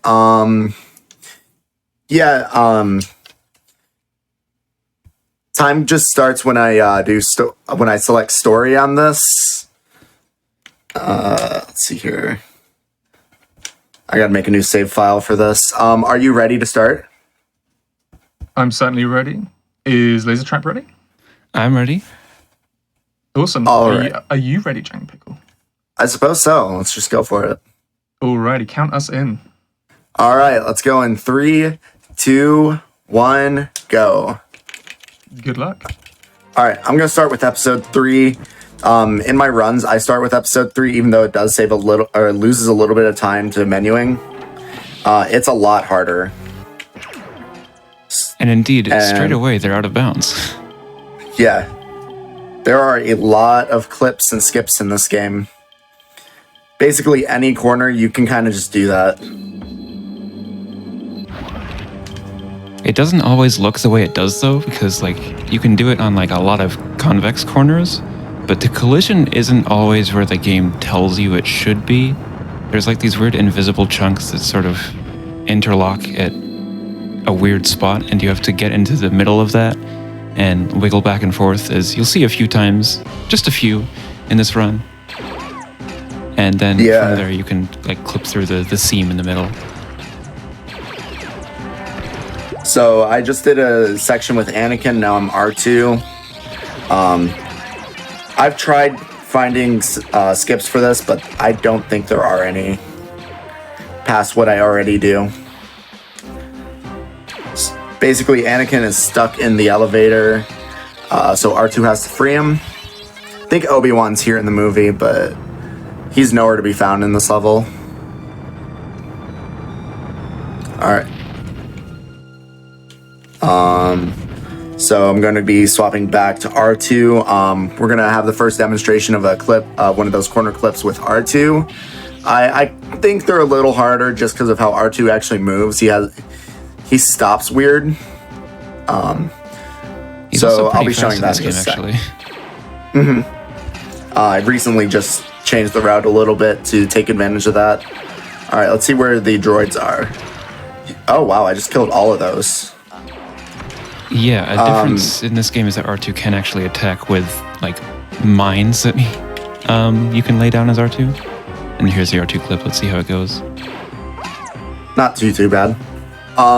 So back when I started running this game, Schnee was the world record holder, and they routed it out so that basically the mines would explode on their own. Or what was that right? Yeah, I think so. They explode after a little bit, but it turns out that you can force them to explode. This is one of the more annoying clips, I think. There it is. Yeah. Yeah, and then I started, and I said you could just do that, so we just started doing that. I'm a big fan of just how smooth you make these happen. I imagine like there's a knack to every single one, and it's something that you practiced, but just, yeah, how smooth you're making it look at the moment. It's really nice. Thanks. I think it's a general feeling. Kind of once you know one clip, you know them all. Okay. Although there are some weird, funky ones around the... you can do them on rounded surfaces. All right, what am I going for here? I didn't even consider what I was going for with this. So there's like a different strat on every boss. You can sort of cheese them in different ways each time. Dooku is like the least cheesable, but No way I got got really him. decent stair lock there. That was My God. that's one of the hardest strats you can do on a boss, actually. Yeah, basically, it's RNG kind of how he moves, and it's really precise where he actually will function. Basically, I got it to where he wouldn't be able to duel me, so that saves some time. Next up, we got Kashyyyk. I gotta rescue the clone troopers. That'll be a mistake in the long run. What I'm hoping for is to get some of these RNG drops. They can drop speed boost power-ups or hearts or studs. I can use basically all of those in this level. And I'm jumping because Yoda moves faster when he's jumping. He's the slowest character, but by jumping, he moves at least a little bit faster. They're actually going around a point where you would pick up Chewbacca normally, but if you go to the next room without him, you'll still have him in your party anyway. Chewie is completely useless in this part. Like, I don't know why they included him. Because you have to use the Force to open these restraints? I don't know. Alright, so I rescue all the troopers. There were no speed boost power-ups. Oh well, it's to be expected. Yeah, a lot of enemies or things will just drop power-ups, which are completely unique to this game. Although TCS had a version of them. TCS being the complete saga, if you didn't know. Oh, Let's yes. see how this jump goes. Oh no, I didn't no. even position myself right. Alright, so this is a very precise jump. It's a little bit silly. Oh my gosh. Little bit I'm close. positioning myself too close to the laser gate. Okay. Thank you. Oh, and now the droid's in the way. Now I'm in the way. Alright, switch to Chewie because if I do it when I enter this, I have to go through this HUD update, so I wouldn't be able to switch until now. Oh goodness, I'm low on health. I don't like this.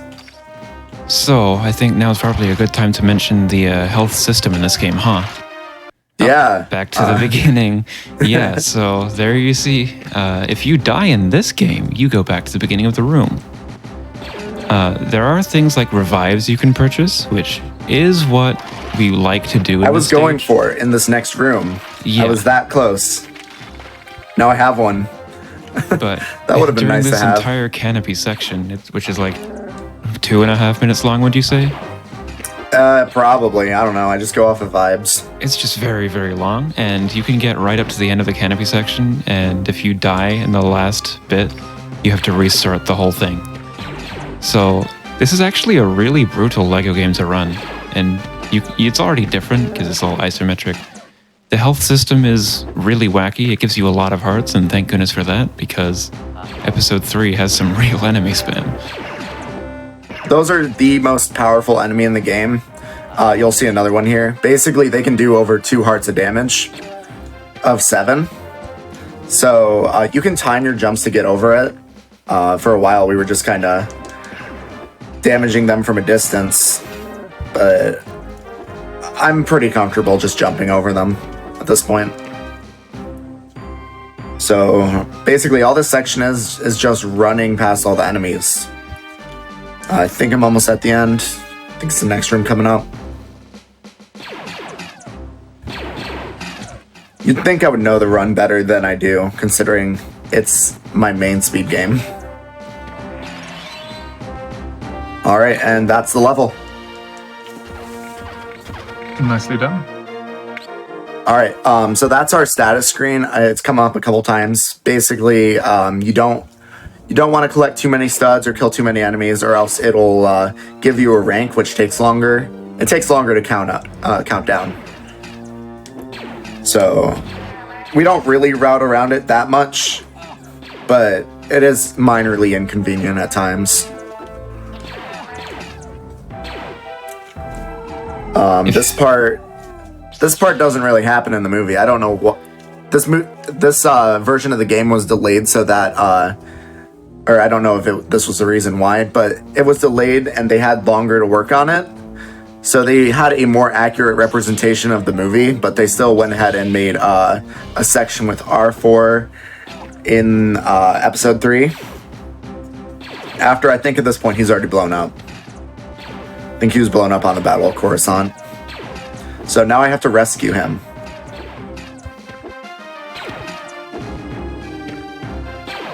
There are a few specific enemies here. These 3, the ones by R4, those are the ones I have to kill.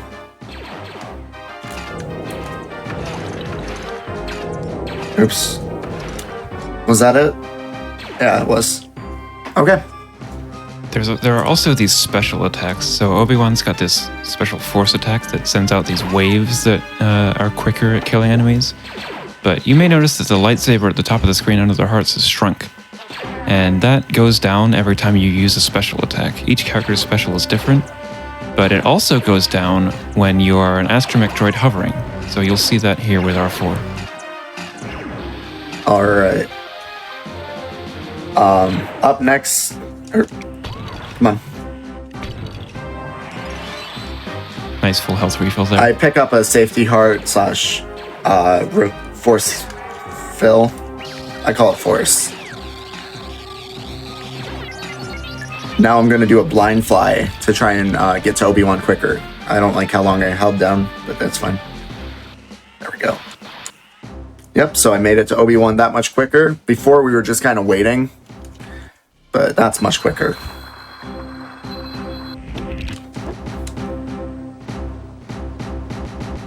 Another one of these. Oh no. Get off of me.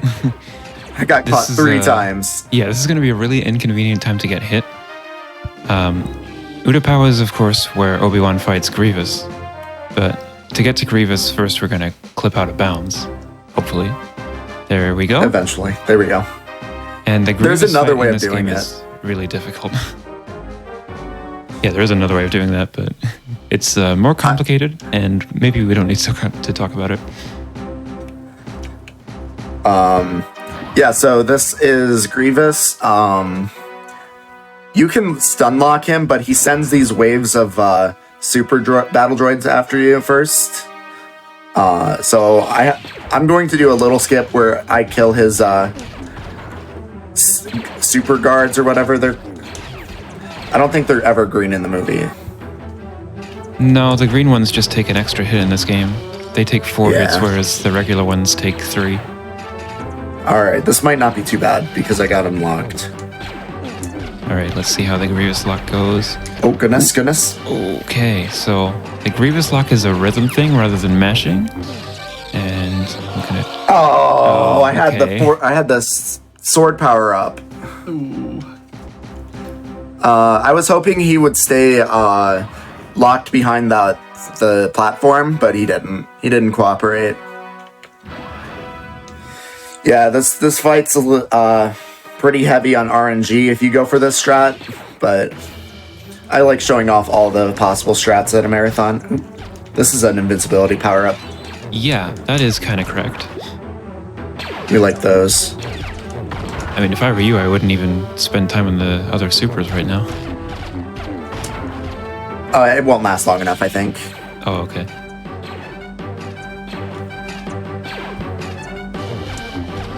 Oh, Grievous is not even facing you, and the rhythm is looking good here. Here we go. Oh, Lost it. lost it. But what you can also do... If I kill this guy, I'm going to get into a cutscene, which is what I'm trying to avoid. I'm losing it. What you could also do here is use the special attack to True. go a bit quicker. And at this point, yeah, there you go. That was a rough Grievous fight. That was not very hot. But All I'm saying is that you were doing well with that until laser trap. Hey. There was a bit of commentary curse going on there. I'm not gonna read into it too much, but that's all I'm saying. is what it is. All right, now we have one of the most useless sections. Seriously. Door opening simulator. Like, the enemies are here, but they don't hurt you when you're using the Force. I love this part in Star Wars. This is the best part. Oh yeah, it really made the movie for me. You know, the movie that So- they knew more about when the game was released. Yeah, right. Open this. And then after this Death Star plan, that's what these things, the round circles that you collect are. That's a Death Star plan. I'm going to switch to Chewie, because I also have him. Again, he runs quicker.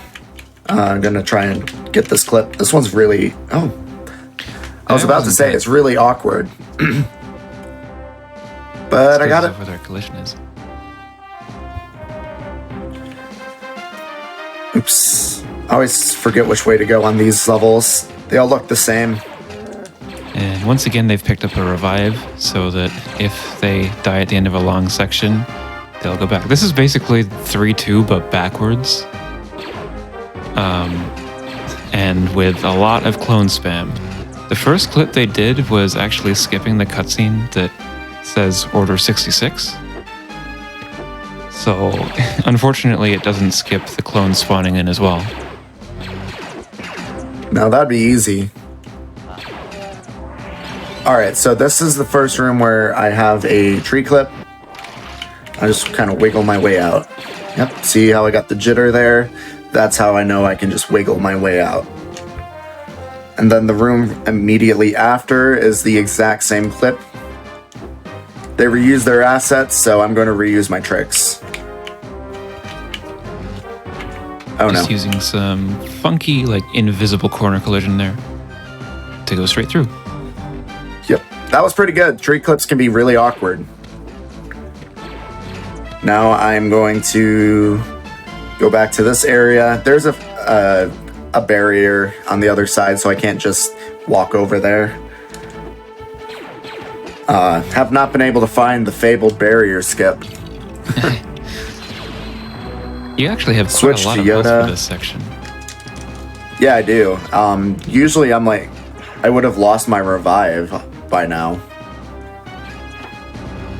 But I think because I started using an additional clip there, that wasn't really being used for a while, that I have more health consistently. So hit these buttons, and then go back.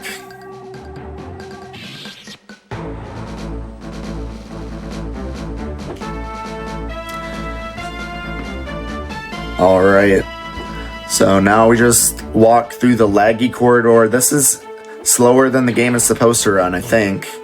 The game is supposed to have more frames than this. Except they kind of didn't optimize it at all. Maybe the underlying story is the Sith are stealing the frames. Right. They did come out with the original trilogy sequel on Game Boy Advance, but that removed all the fun of this game. Like, this game is janky and like doesn't make any sense, but it's charming. I just don't see that in the original trilogy sequel. Oh, It also doesn't have like any clips. I was about to say, in what way does it sort of build on this, or does it just not build on this form at all? So it tries to emulate the console game more. Okay. But so you have the 4 hearts, and then you revive instead of the 7 heart gauntlet. The levels are a little larger, or a lot larger, I guess. Let's see if I get the despawn. I did not. I was hoping to get a despawn on this. Oh boy, It's a good thing I have hearts. We were talking about lack of frames, and this is like the slowest area in the game. If there's no despawn. Yeah, it's a good thing I got this revive. That would have been very sketchy. And yet, you still didn't need it. That's actually really impressive. I think I've only gone through that level without reviving once or twice. Yeah, I used my force power up to freeze that guy. That's how I survived it so well. Yeah, back to original trilogy, since there's not a lot happening. It plays a lot more like the console game, but not in a way that would be considered fun. And it's still isometric like this, too. It is, yes. I have considered running it. I probably will at some point. Alright, so I use a clip to skip... I use that clip to skip a spawn point that would spawn a barrier over here somewhere. Instead, I just walk to the end. Otherwise, there's a whole, like... I don't know the route if I were to miss that. By the way, execute order GG. It'll be execute order GG if I can get this jump. So... Nope. Oh, wow. That was weird. Yeah, that was not a very good attempt at that jump. You Oh, goodness. Shot off the edge there. I might die here. This is weird. Yeah. I'm lower on health than I usually am. I'm usually at 4 or 5 hearts here, but the smart thing to do would be to probably grab that heart power up, but that diverges from my route too much, and I don't know how to adjust. Alright, so here's my route that I was talking about. I'm just gonna go this way, around here. Those guys spawned this time. I don't know why they did that.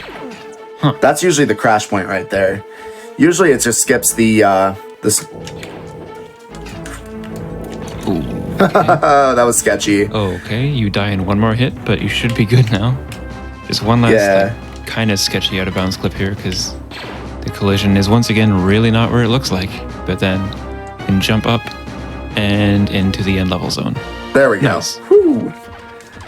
So that was weird. My new route has been despawning those clone troopers, but again, like that Kashyyyk despawn, that didn't happen. It's kind of, we don't really know it. We don't understand it. It's up in the air whether or not we hit it. So I got very lucky there. I was very, very worried about that. And then Mustafa, Alright, so now- you've been practicing a fair bit too. Yeah, I think I've got a consistent strat for this next room. This room's pretty easy. I don't know how long it is casually. Apparently it's incredibly long. Very. But I can tell you. we're just gonna long. use this as a solid platform and just kind of skip everything. All right, unstable foundation. Let's not jinx it, because if I do this strat wrong, I'll fall proper. Nope, we're good. There you go. The way I do it, I've fallen off and not died from some hit, from some death plane. So that was definitely something I was worried about there. And then hopefully 4 square on. Okay, not quite. Close. But you want to get 4 straight force damages, and then 2 pauses while Anakin's up in the air will do something very funny. 1 death. Huh. How'd that happen? 2 death. That, yeah. That saves I've about had a it. minute too. I've had it to where I've missed it and lost the entire run because of I didn't know how to do the regular casual fight, and this was at the end of the run when I did episode 1 first. All right, so now we're in negotiations. This is where the game intends you to start, so this whole chapter is a lot easier. So just wait for the cutscene.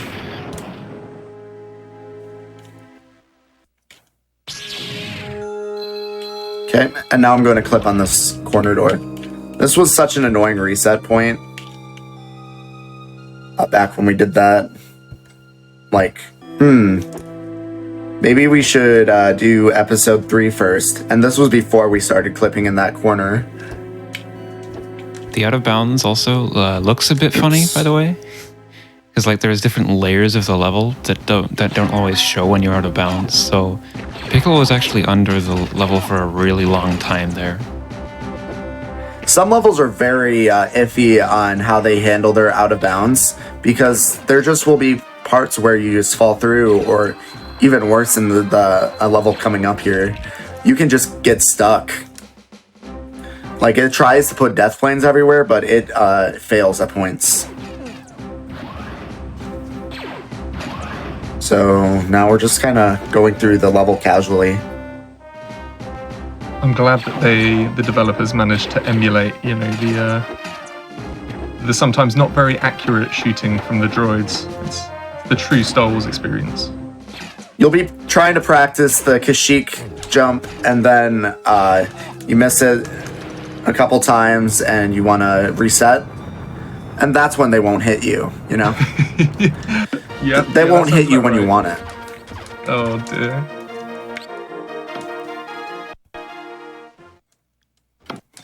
All right, now to Naboo. This room's kind of pointless. I don't know why it's here.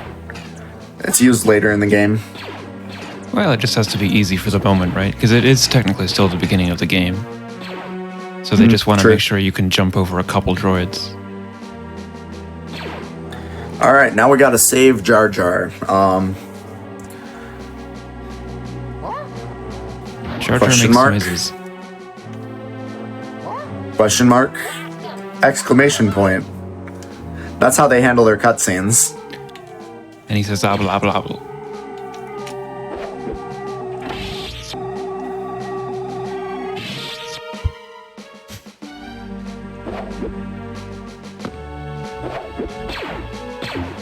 I feel like those guys hit like a tank too, but I don't ever get hit by them. Well, don't speak that into existence now. I feel like Jar Jar's I've done special enough attack is kind of marathons a by now. I silly should know this. Oh yeah, sorry. Jar Jar has this like flail his arms everywhere attack that is insanely powerful for some reason. Like usually those turrets you have to hit a lot, and you could take them out with a really slow throwing like balls of electricity that Jar Jar has. But instead you can flail your arms around wildly and just hit them twice each, and down they go. I think we all know that Jar Jar's a very, incredibly powerful being. Oh yeah. Yeah, He I does don't what he think any wants. Gungan could do that. The reason I swapped to Qui-Gon there. The reason I swapped to Qui-Gon there was your character estate is preserved between levels here, and I want him here because I wouldn't really know what I'm doing with Jar Jar.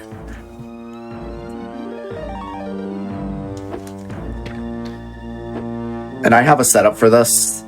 I look for the notches, so 1 notch, 2 notch, 3 notch, jump straight 3 times, jump at an angle 3 times, and I'm through.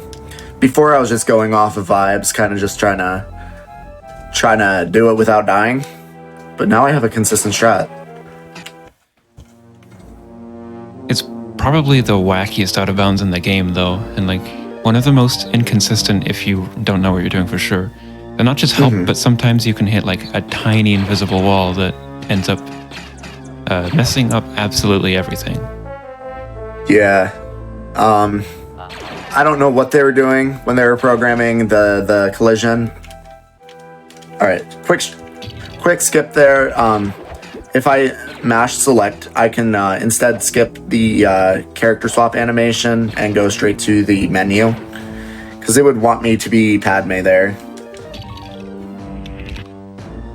Jar has a high jump that allows us to skip getting up here. Well, no, we don't skip getting up here, we just get up here quicker. Yeah, I just completely forgot to mention that. That jump is very awkward. Sometimes it just won't work, but I got it so casually I forgot to mention it. Look at you go. Grab these speed boosts.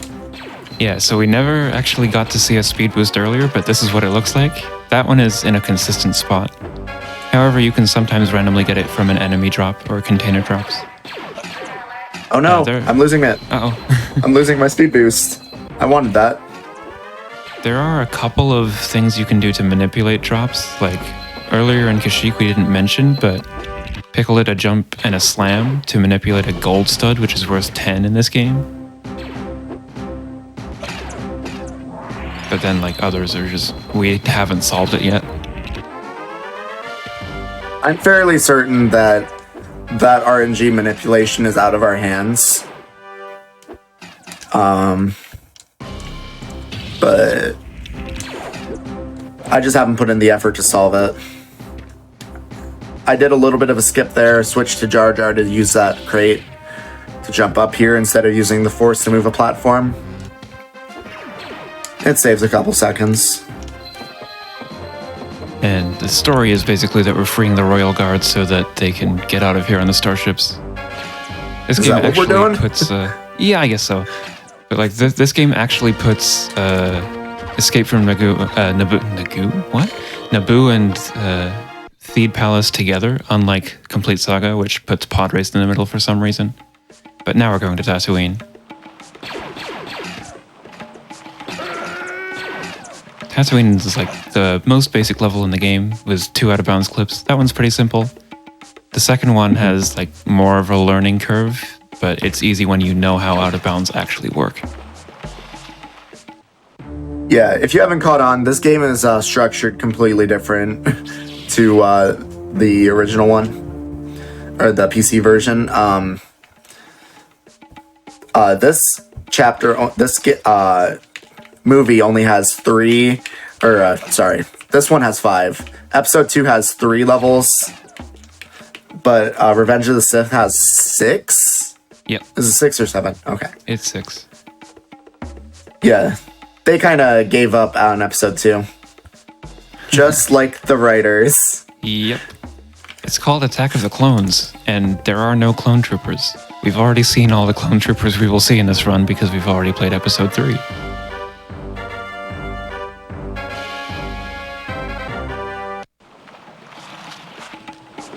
Yeah, there's no pod race. There's no even hint of a pod race. You just talk to Watto, and I guess the Jedi mind tricks do work on Toydarians. I'd like to see what a pod race would look like in this sort of form factor, like an isometric one. That would be... Let's be real, you probably don't. So, there are no ship levels in this game, but they did add some flying around in ships in LEGO Star Wars 2 on the GBA, which is the original trilogy levels. Oh. Alright. This section is just running to the end, but this section coming up after it is what I call a genocide section. Basically, the game tells you to murder a set amount of enemies. Pretty much. And it gets kind of dark when you realize you're slaughtering in this episode 2, where you're slaughtering not just the men, but the women and the children too. In a Lego game. I don't even think the movie didn't even go that far. Yeah. First off, it's just battle droids though, and they're just droids, it's fine. They totally didn't make a joke in Skywalker Saga about droids having retirement parties.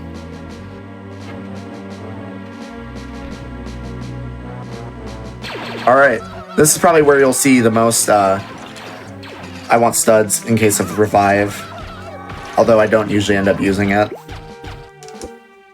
You get more of Jar Jar's silly attack, the flailing arms. Obble, obble, obble.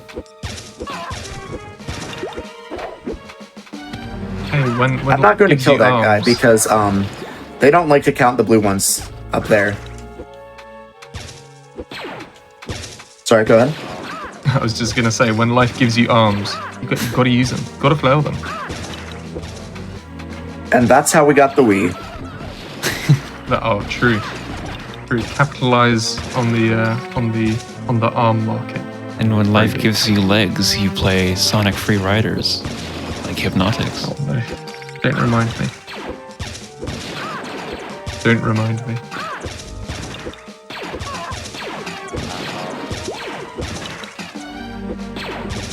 All right. You know, I said I was collecting studs to get the to try and get revive, and I'm not using it. Yeah, you look pretty good here. They actually spawned in pretty nice. This could go a lot more slowly, but yeah. And I got the power up. I got two in a row. I like that. Nice. All right, get over. Oh goodness, I don't like this as much as I thought I did. It's quick, but it's scary now. Okay, there you go. Oh, I was like, did it not count? Am I going to have to fight another one? That would have been a very, very sad death. After I was hyping myself up. All right, and then Jar Jar swears or something. I don't know what that's about. Smile.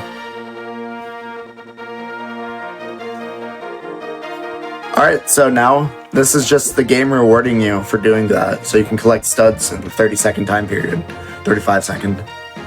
But there's actually a cool skip we're going to do.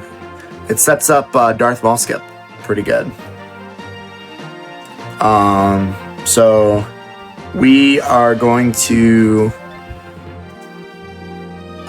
press select here at the 1 second mark. And it's going to mess with the HUD in this next section. Okay.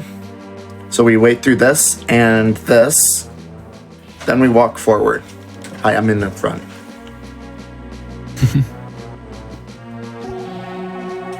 So this cutscene's supposed to go on for a lot longer, but it got cut off early there, and we can just walk through it. And Use those 2 slashes as a setup. Yeah, and interrupt as they're going, and now they can just slash Maul as they please. So this is how you can get through Maul early and skip the really annoying fight. There you go. Oh wow. They were most certainly not holding back there.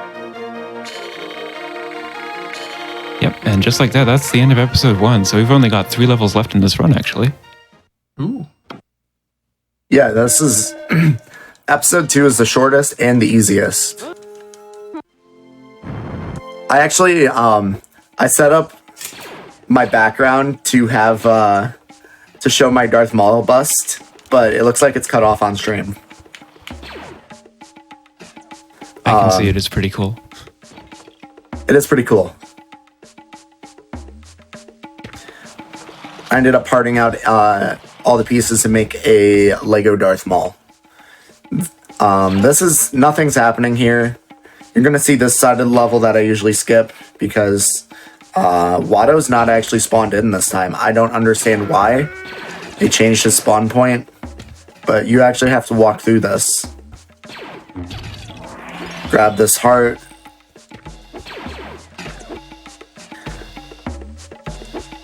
There's not a lot happening. There's just a lot of Tuskens.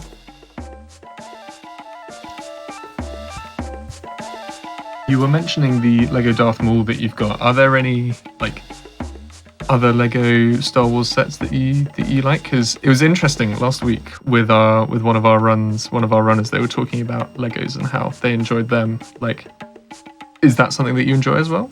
Yes, I do collect Lego Star Wars stuff. I have many shelves full of them. And Nice. I primarily go for UCS, but I'm definitely getting the new ATT when it comes out, Ooh, nice. and maybe also the Inquisitorship. This is a annoying clip. Not getting it. There it is. No, I lost it. Come on. There you are. So, funny thing, I actually lost a world record pace run back when I was first grinding for it to my L button just giving out on me. I was using a Game Boy Advance SP as my controller, using the Game Boy Link, and I was not using the force properly. Oh, I've switched to my Game Boy regular, the white one. And then just the other day, I switched to a new controller, my SNES controller. I use a adapter so I can play on my GameCube. It's pretty natural for me since I play Kaizo Mario as my main game. Okay. And it's got a better D-pad. Yeah, I feel like I remember the Game Boy D-pad sort of gradually getting worse. Yeah. Oh yeah, it does. Right, so what's That happening Game Boy right has now, been Pickle? through hell. Oh, we're killing the men. Not just the men, but the women and the children too. This is a genocide of an entire civilization. A Yep. civilization that I will add was completely fleshed out in future shows, which retrospectively makes this incredibly dark. Oh yeah, and it's gonna get even more messed up when, at the end of fight, the victorious Star Wars theme plays. I don't actually know if you're playing with music on right now or not. I am, yes. Okay. I don't know. Hopefully that doesn't pick up with the lovely GBA sound fonts. We don't tend to get any trouble with copyright with those. I've never gotten anything. Yeah. All right. I Oh, there you win. go. I've killed everyone. Yeah. They're all dead. Are you happy now? Oh, very. Okay, so the game rewards me for killing everyone. And now Yeah, we're going Padawan to right the there. droid factory.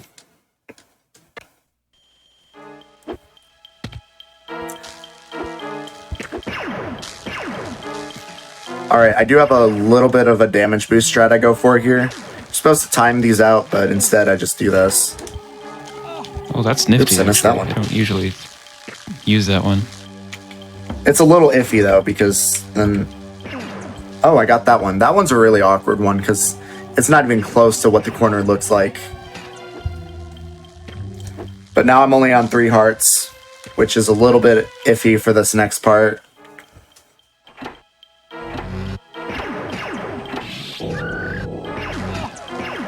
That's why. Yeah, you mentioned that episode 2 is the easiest, and I would agree, but none of this game is like that easy. Because, like, you're always in danger of taking these deaths that could send you back a long way. But fortunately, when you get the first out of bounds clip in this level, you just don't see any more enemies because you more or less despawn them. And then another out of bounds clip to walk down into the end cutscene. Yep. I go for a lot of risky strats that weren't being done back when I was competing with Skucker and Laser Trap for the record. I now go for like a bunch of strats where I could get hit at any point, but before we were just kind of clearing out the enemies.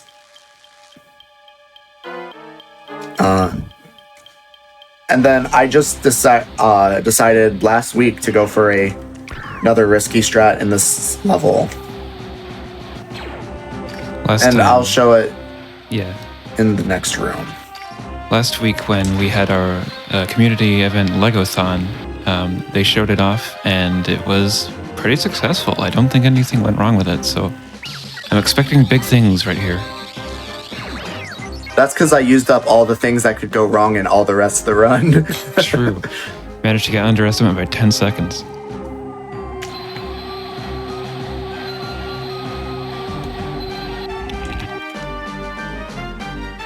Padme's really happy about that, huh?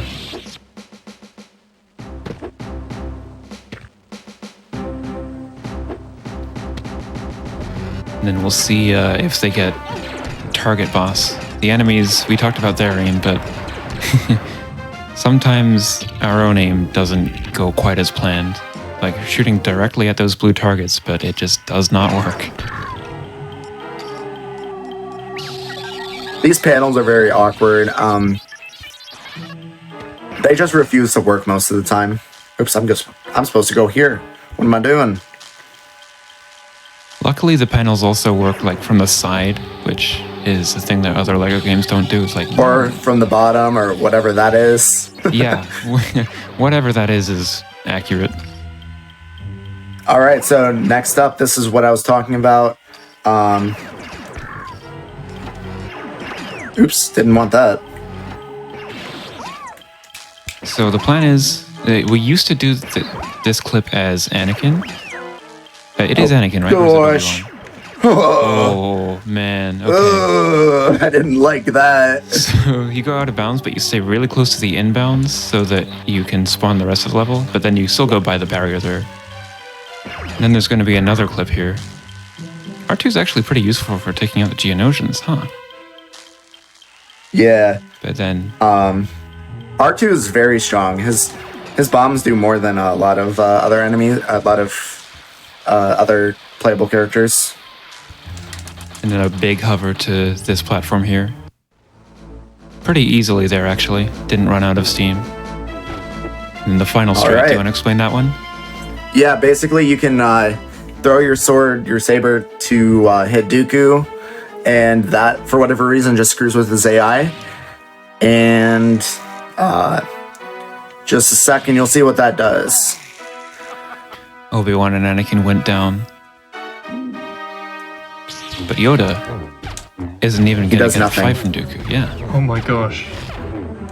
He just stands still. Yep. He used all his energy in episode 3. Bless him. Sad Yoda. That is quite amusing. And yeah, so get ready on time. It's going to be in like 20-ish seconds once the status screen is done. But that was a pretty so awesome after the run. status screen, and then after a couple things after, it'll be at credits. So go through this. Oh yeah, they have a Jango Fett. And time. Yeah, Jango Fett's in this game, but only as a Yeah. playable character. He's a playable character, but we All didn't right. see him in the How episode. did I do? Some GG's. That is looking like on our end a 44-41. All right. GG. That is... That's pretty good. That is, yeah, a new marathon best for you, right? I think so. That sounds about right. 44-31. Yes. Or- Yeah. Okay, that would have been like almost exactly tied with second place. Ooh. Yeah, Stalker's got a 44-32 and I have a 44-34. I pushed after they stopped pushing, so I got down to a 42-42. It's pretty insane, actually. I just got that the other day, actually. Theoretically, it could go to a 41, but I don't know that I want to do that to myself. But it could theoretically be done. There was some time loss that was a little silly. Well, if anybody wants to, try and maybe take that on, where can they find sort of information for this game, a community? Yeah. So the Lego Speedruns Discord, it has a section for LSW1. I'm there to help out. I'm sure Laser Trap can help out. You can get some info, or you can also go to the speedrun.com page. That should have all your links. I can provide videos for like how I do some of this stuff. I don't really have a guide made currently, but I think you've talked yeah, about I'm it there in to the help past, out. right? Yeah, I want to do it eventually. I have ideas on how I want to do it too. I just haven't gotten around to it. Nice. And if people want to find you, do you stream? I do. I don't really do as much speedrunning. I usually play Kaizo Mario games. I usually I do that, or what else do I do? Honestly, just that. That's all I do. I just play Kaizo. But sometimes I'll do these side projects. And Laser, what about you? So, I mean, I'm going to mention something else. You've also got second place in Complete Saga DS any % right now, which is also better than I have. But yes, I am mostly known for speedrunning handheld LEGO games. I have played this game, and I do plan to at least get a 43 in the future. And I am at LaserTrap _ on Twitch.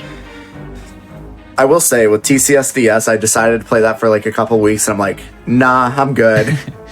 Yeah. I didn't want to push for that minute barrier. Yeah. Alrighty, well. Yeah, I want to do some more runs in the future of LEGO. Maybe original trilogy, the one I was dissing the entire time. I'm like, yeah, I might do that. Nice. Alrighty, well, thank you so much for that run. That was a lot of fun, and it's nice because I believe it was the second episode of Going Places we showed off. LaserTrap was doing some LEGO Star Wars for the DS, and it's nice to sort of come full circle and show that there are other ways of playing LEGO on the go, LEGO Star Wars on the go. So thank you two for that, and everybody, we are going to be going to a quick break, and we will be back with one last game. It is going to be The Lion King for the Sega Game Gear. You might have seen the Genesis console version, but I mean, it's certainly a game. It is certainly a game. So we will be back very shortly, and yeah, make sure you stick around. Yeah, thanks for having me. Good luck on the next run.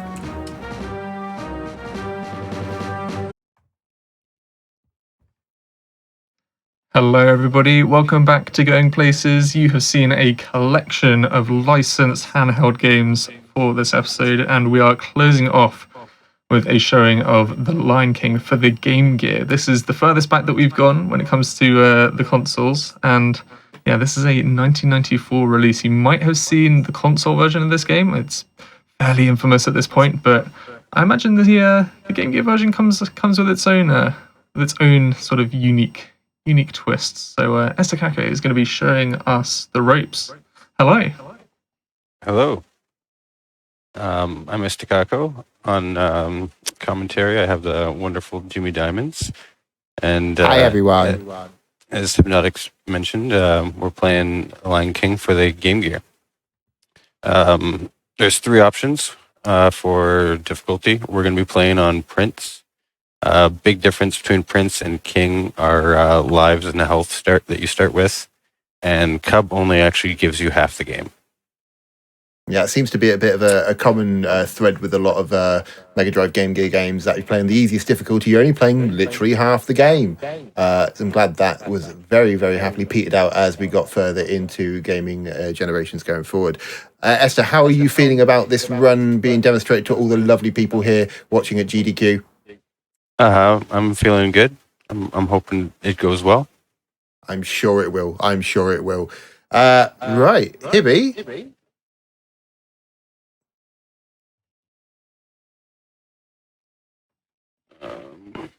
I think we will be ready shortly. We just want to just doing something behind the scenes, but yes, yeah, we'll be ready soon.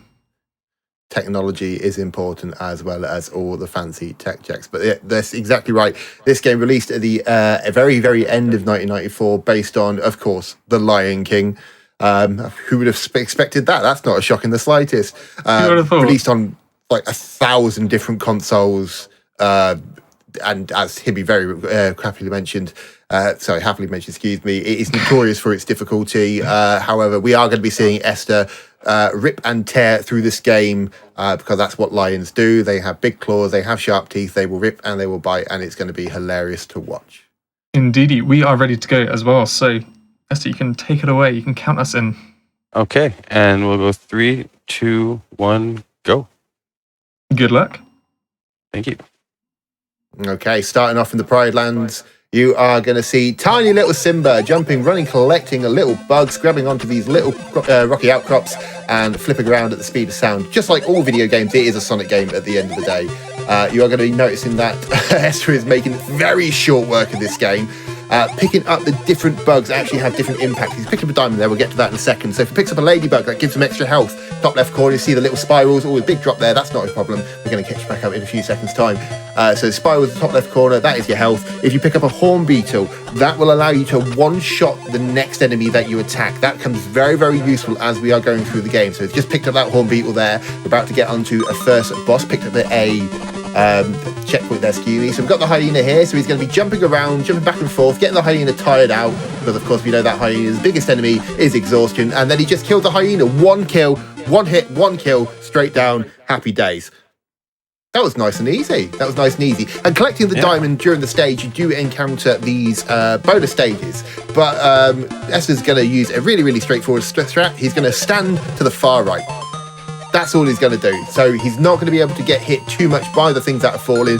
Might get hit by one bug, one fruit. But as long as he has 0 at the end of this bonus stage, then it doesn't lose too much time. It is possible to avoid collecting that diamond in this stage. But that should be the only diamond that you see in the playthrough of this game collected, with the exception of me, because that's why I'm here. Exactly. And now the Game Gear rendition of a game that caused 1,000 nightmares of children's youth in 1994 and 1995. Skipping that diamond there. Lovely stuff. So you're going to see that Simba, while I'm getting all my characters confused, that's hilarious, that Simba is going to be screaming at the monkeys, because that's what apparently you are meant to do to monkeys, to get them to go from the left to the right to the up to the down. And he's going to be using some very precision platforming, real good timing here to jump off the enemies, jump off the tails, jump off the heads of the giraffes, so he can Kobe himself into some correct, accurate positions. He's done the important thing by avoiding the diamond, which he could have collected at the start of the stage.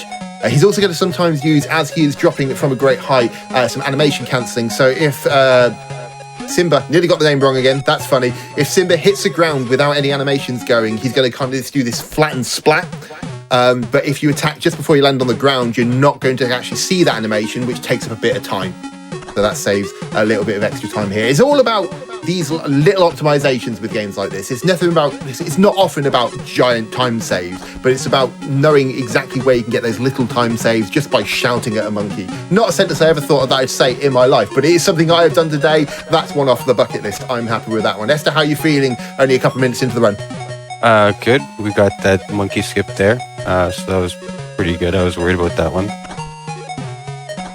One thing that I was noticing about the talk of, not having to pick up diamonds, just thought we've got the only diamond that we need. Oh, you're exactly. a sweetheart. That is genuine. What are you trying to get? You're trying to get something, right? That's fair. Yeah, getting thrown by the monkeys, jumping off more giraffes' heads, doing really, really accurate jumps here, really, really knowing exactly where these level setups are going to be and where the next platforms need to be as well. So really well done.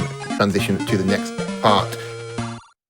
Yeah, great work so far, Esther. We're now moving on to the elephant graveyard. Now, you're going to see Esther's going to be trying to pick up one of those horn beetles relatively early on in this stage. Just there we go. He's going to try and keep that quite a distance into the rest of this run. So he's going to try not to have to kill anything. So he's hopefully not going to encounter any more birds or any more hyenas, because they can cause a few problems. Picking up extra life there. Using that splat on the floor, as we talked about a few moments ago, in a developer-intended skip. And just being really careful going around here to make sure that we don't have to worry about killing any enemies accidentally. Now we're on to the Stampede. Of course, visually, an absolute experience when you're watching this film, in the cinema or at home. This is a fantastic visual experience, so look at that parallax scrolling on a Game Gear nonetheless. Who would have thought that this would be possible on a console that was released in 1992 that you can hold in the palm of your hands? Now, Esther's going to have to be really, really careful here, because if he gets underneath these platforms, he can't jump over the stampeding Buffalo? Yeah, Buffalo. He can't jump over the stampeding buffalo. So he has to take his time on some of these jumps, just make sure that he isn't going to get caught. Now, if you take damage once, that's not so bad, because you just get sent a little bit further back after taking the damage. If he gets damaged a second time, he is going to lose a life. He didn't in this time. That's great. So he's going to be able to maintain that horn beetle that he picked up through exile to the very, very end of this stage, where he has to try and kill the boss of this stage with one hit. Those who have played the 16-bit version of this game might be very, very conscious of this stages just being a little bit awkward, because he's going to see a monkey and he got flattened by the stone, didn't get killed. That's good timing. And the monkey at the end of this stage can be a bit of a pain in the bottom. And we're done next now. stage, excuse me. Yeah, okay. Hakuna Matata, because apparently no worries for the rest of your days whilst Simba slides on his bottom on some water. That's fun. So yeah, so still trying to maintain that he doesn't damage any other creatures where he can, including these spiders who are a bit of a pain in the bottom, but picking up some extra health. No. That's a shame of the drop there, so he's going to have to go a lovely long way around there. Oh, we're going to have to take a death and unfortunately lose that bug. Okay, so that does mean that he's going to have to take on the monkey boss at the end of this in the usual strategy, which is just slashing and crashing and thrashing down all of his foes. Still, no pride loss there, no pride loss. Hey, that's a lion just noticed out of the corner of my eye is the slightly sort of dopey-looking life character. Apparently, we still got the one shot.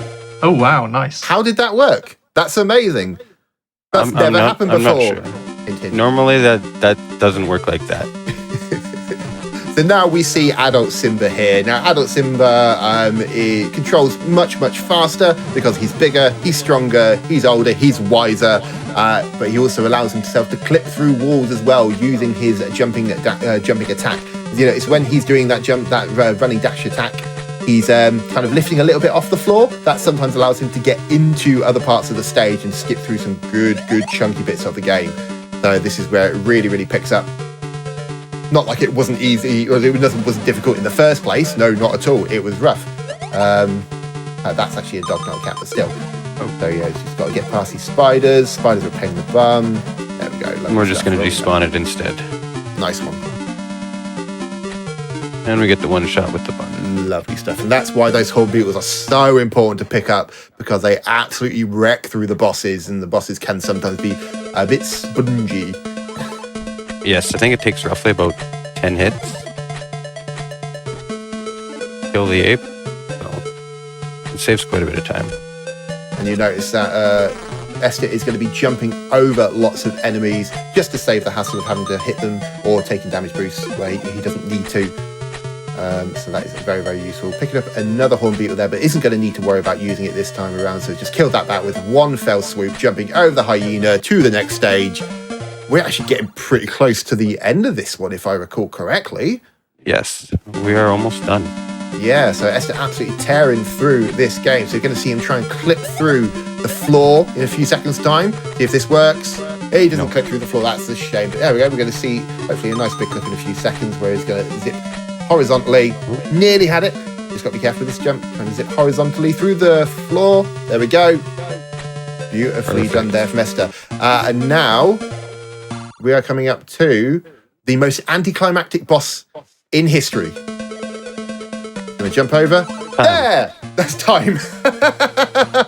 That is such a stupid boss. The boss jumps at you, you turn around, you swat it out the air like a volleyball, and the game is over.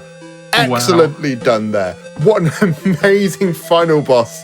And of course, Evil Scar being vanquished, and Esther ruling the day, ruling the Pride Lands. Great work, Esther. Fantastic stuff. Thank you very much.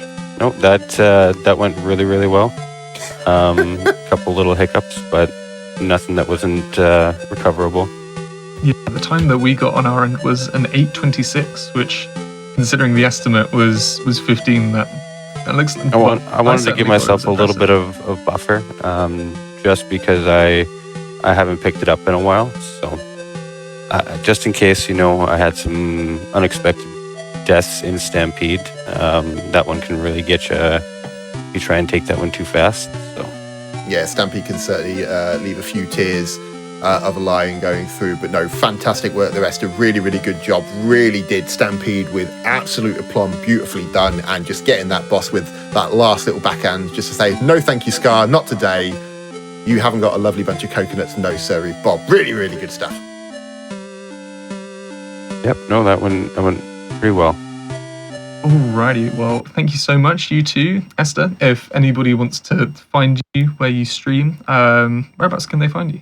You can find me at twitch.tv/Estacako. And Jimmy, I believe you have a Twitch as well. I do have a Twitch, but before I give out my Twitch, Sega Crew Hype. What a fantastic t-shirt Esther is wearing. Big shout outs to the Sega Crew. What a bunch of incredible humans they are. Jimmy Diamonds, you'll find me at twitch.tv/Jimmy_Diamonds. I normally forget to plug myself on these type of things, but I did it this time. Thanks, Mum. But yeah, awesome. And thanks everyone for coming out and showing up to support me. Yeah, it was a great run, and I think, general consensus from the chat is that it was good fun, and that everybody else enjoyed it as well. But everybody, that is the finish of Going Places for this evening. We have had a great collection of runs. If you missed any of them, any Spongebob, any Surf's Up, then this will be uploaded to YouTube. Hello if you're on YouTube. And yeah, if that's something that you fancy catch up on YouTube/Games Done Quick, if I'm paraphrasing. But we are going to be throwing over to another show. Saturday nights have another show, everyone. This is going to be Think Fast, which is a speedrunning quiz show. I don't want to sort of take over the description of it too much because, we've got showrunners for that sort of thing. So we're going to be going over to that. Make sure that you stick around. And once again, thank you so much to all the runners from today. And we will see you in 2 weeks' time.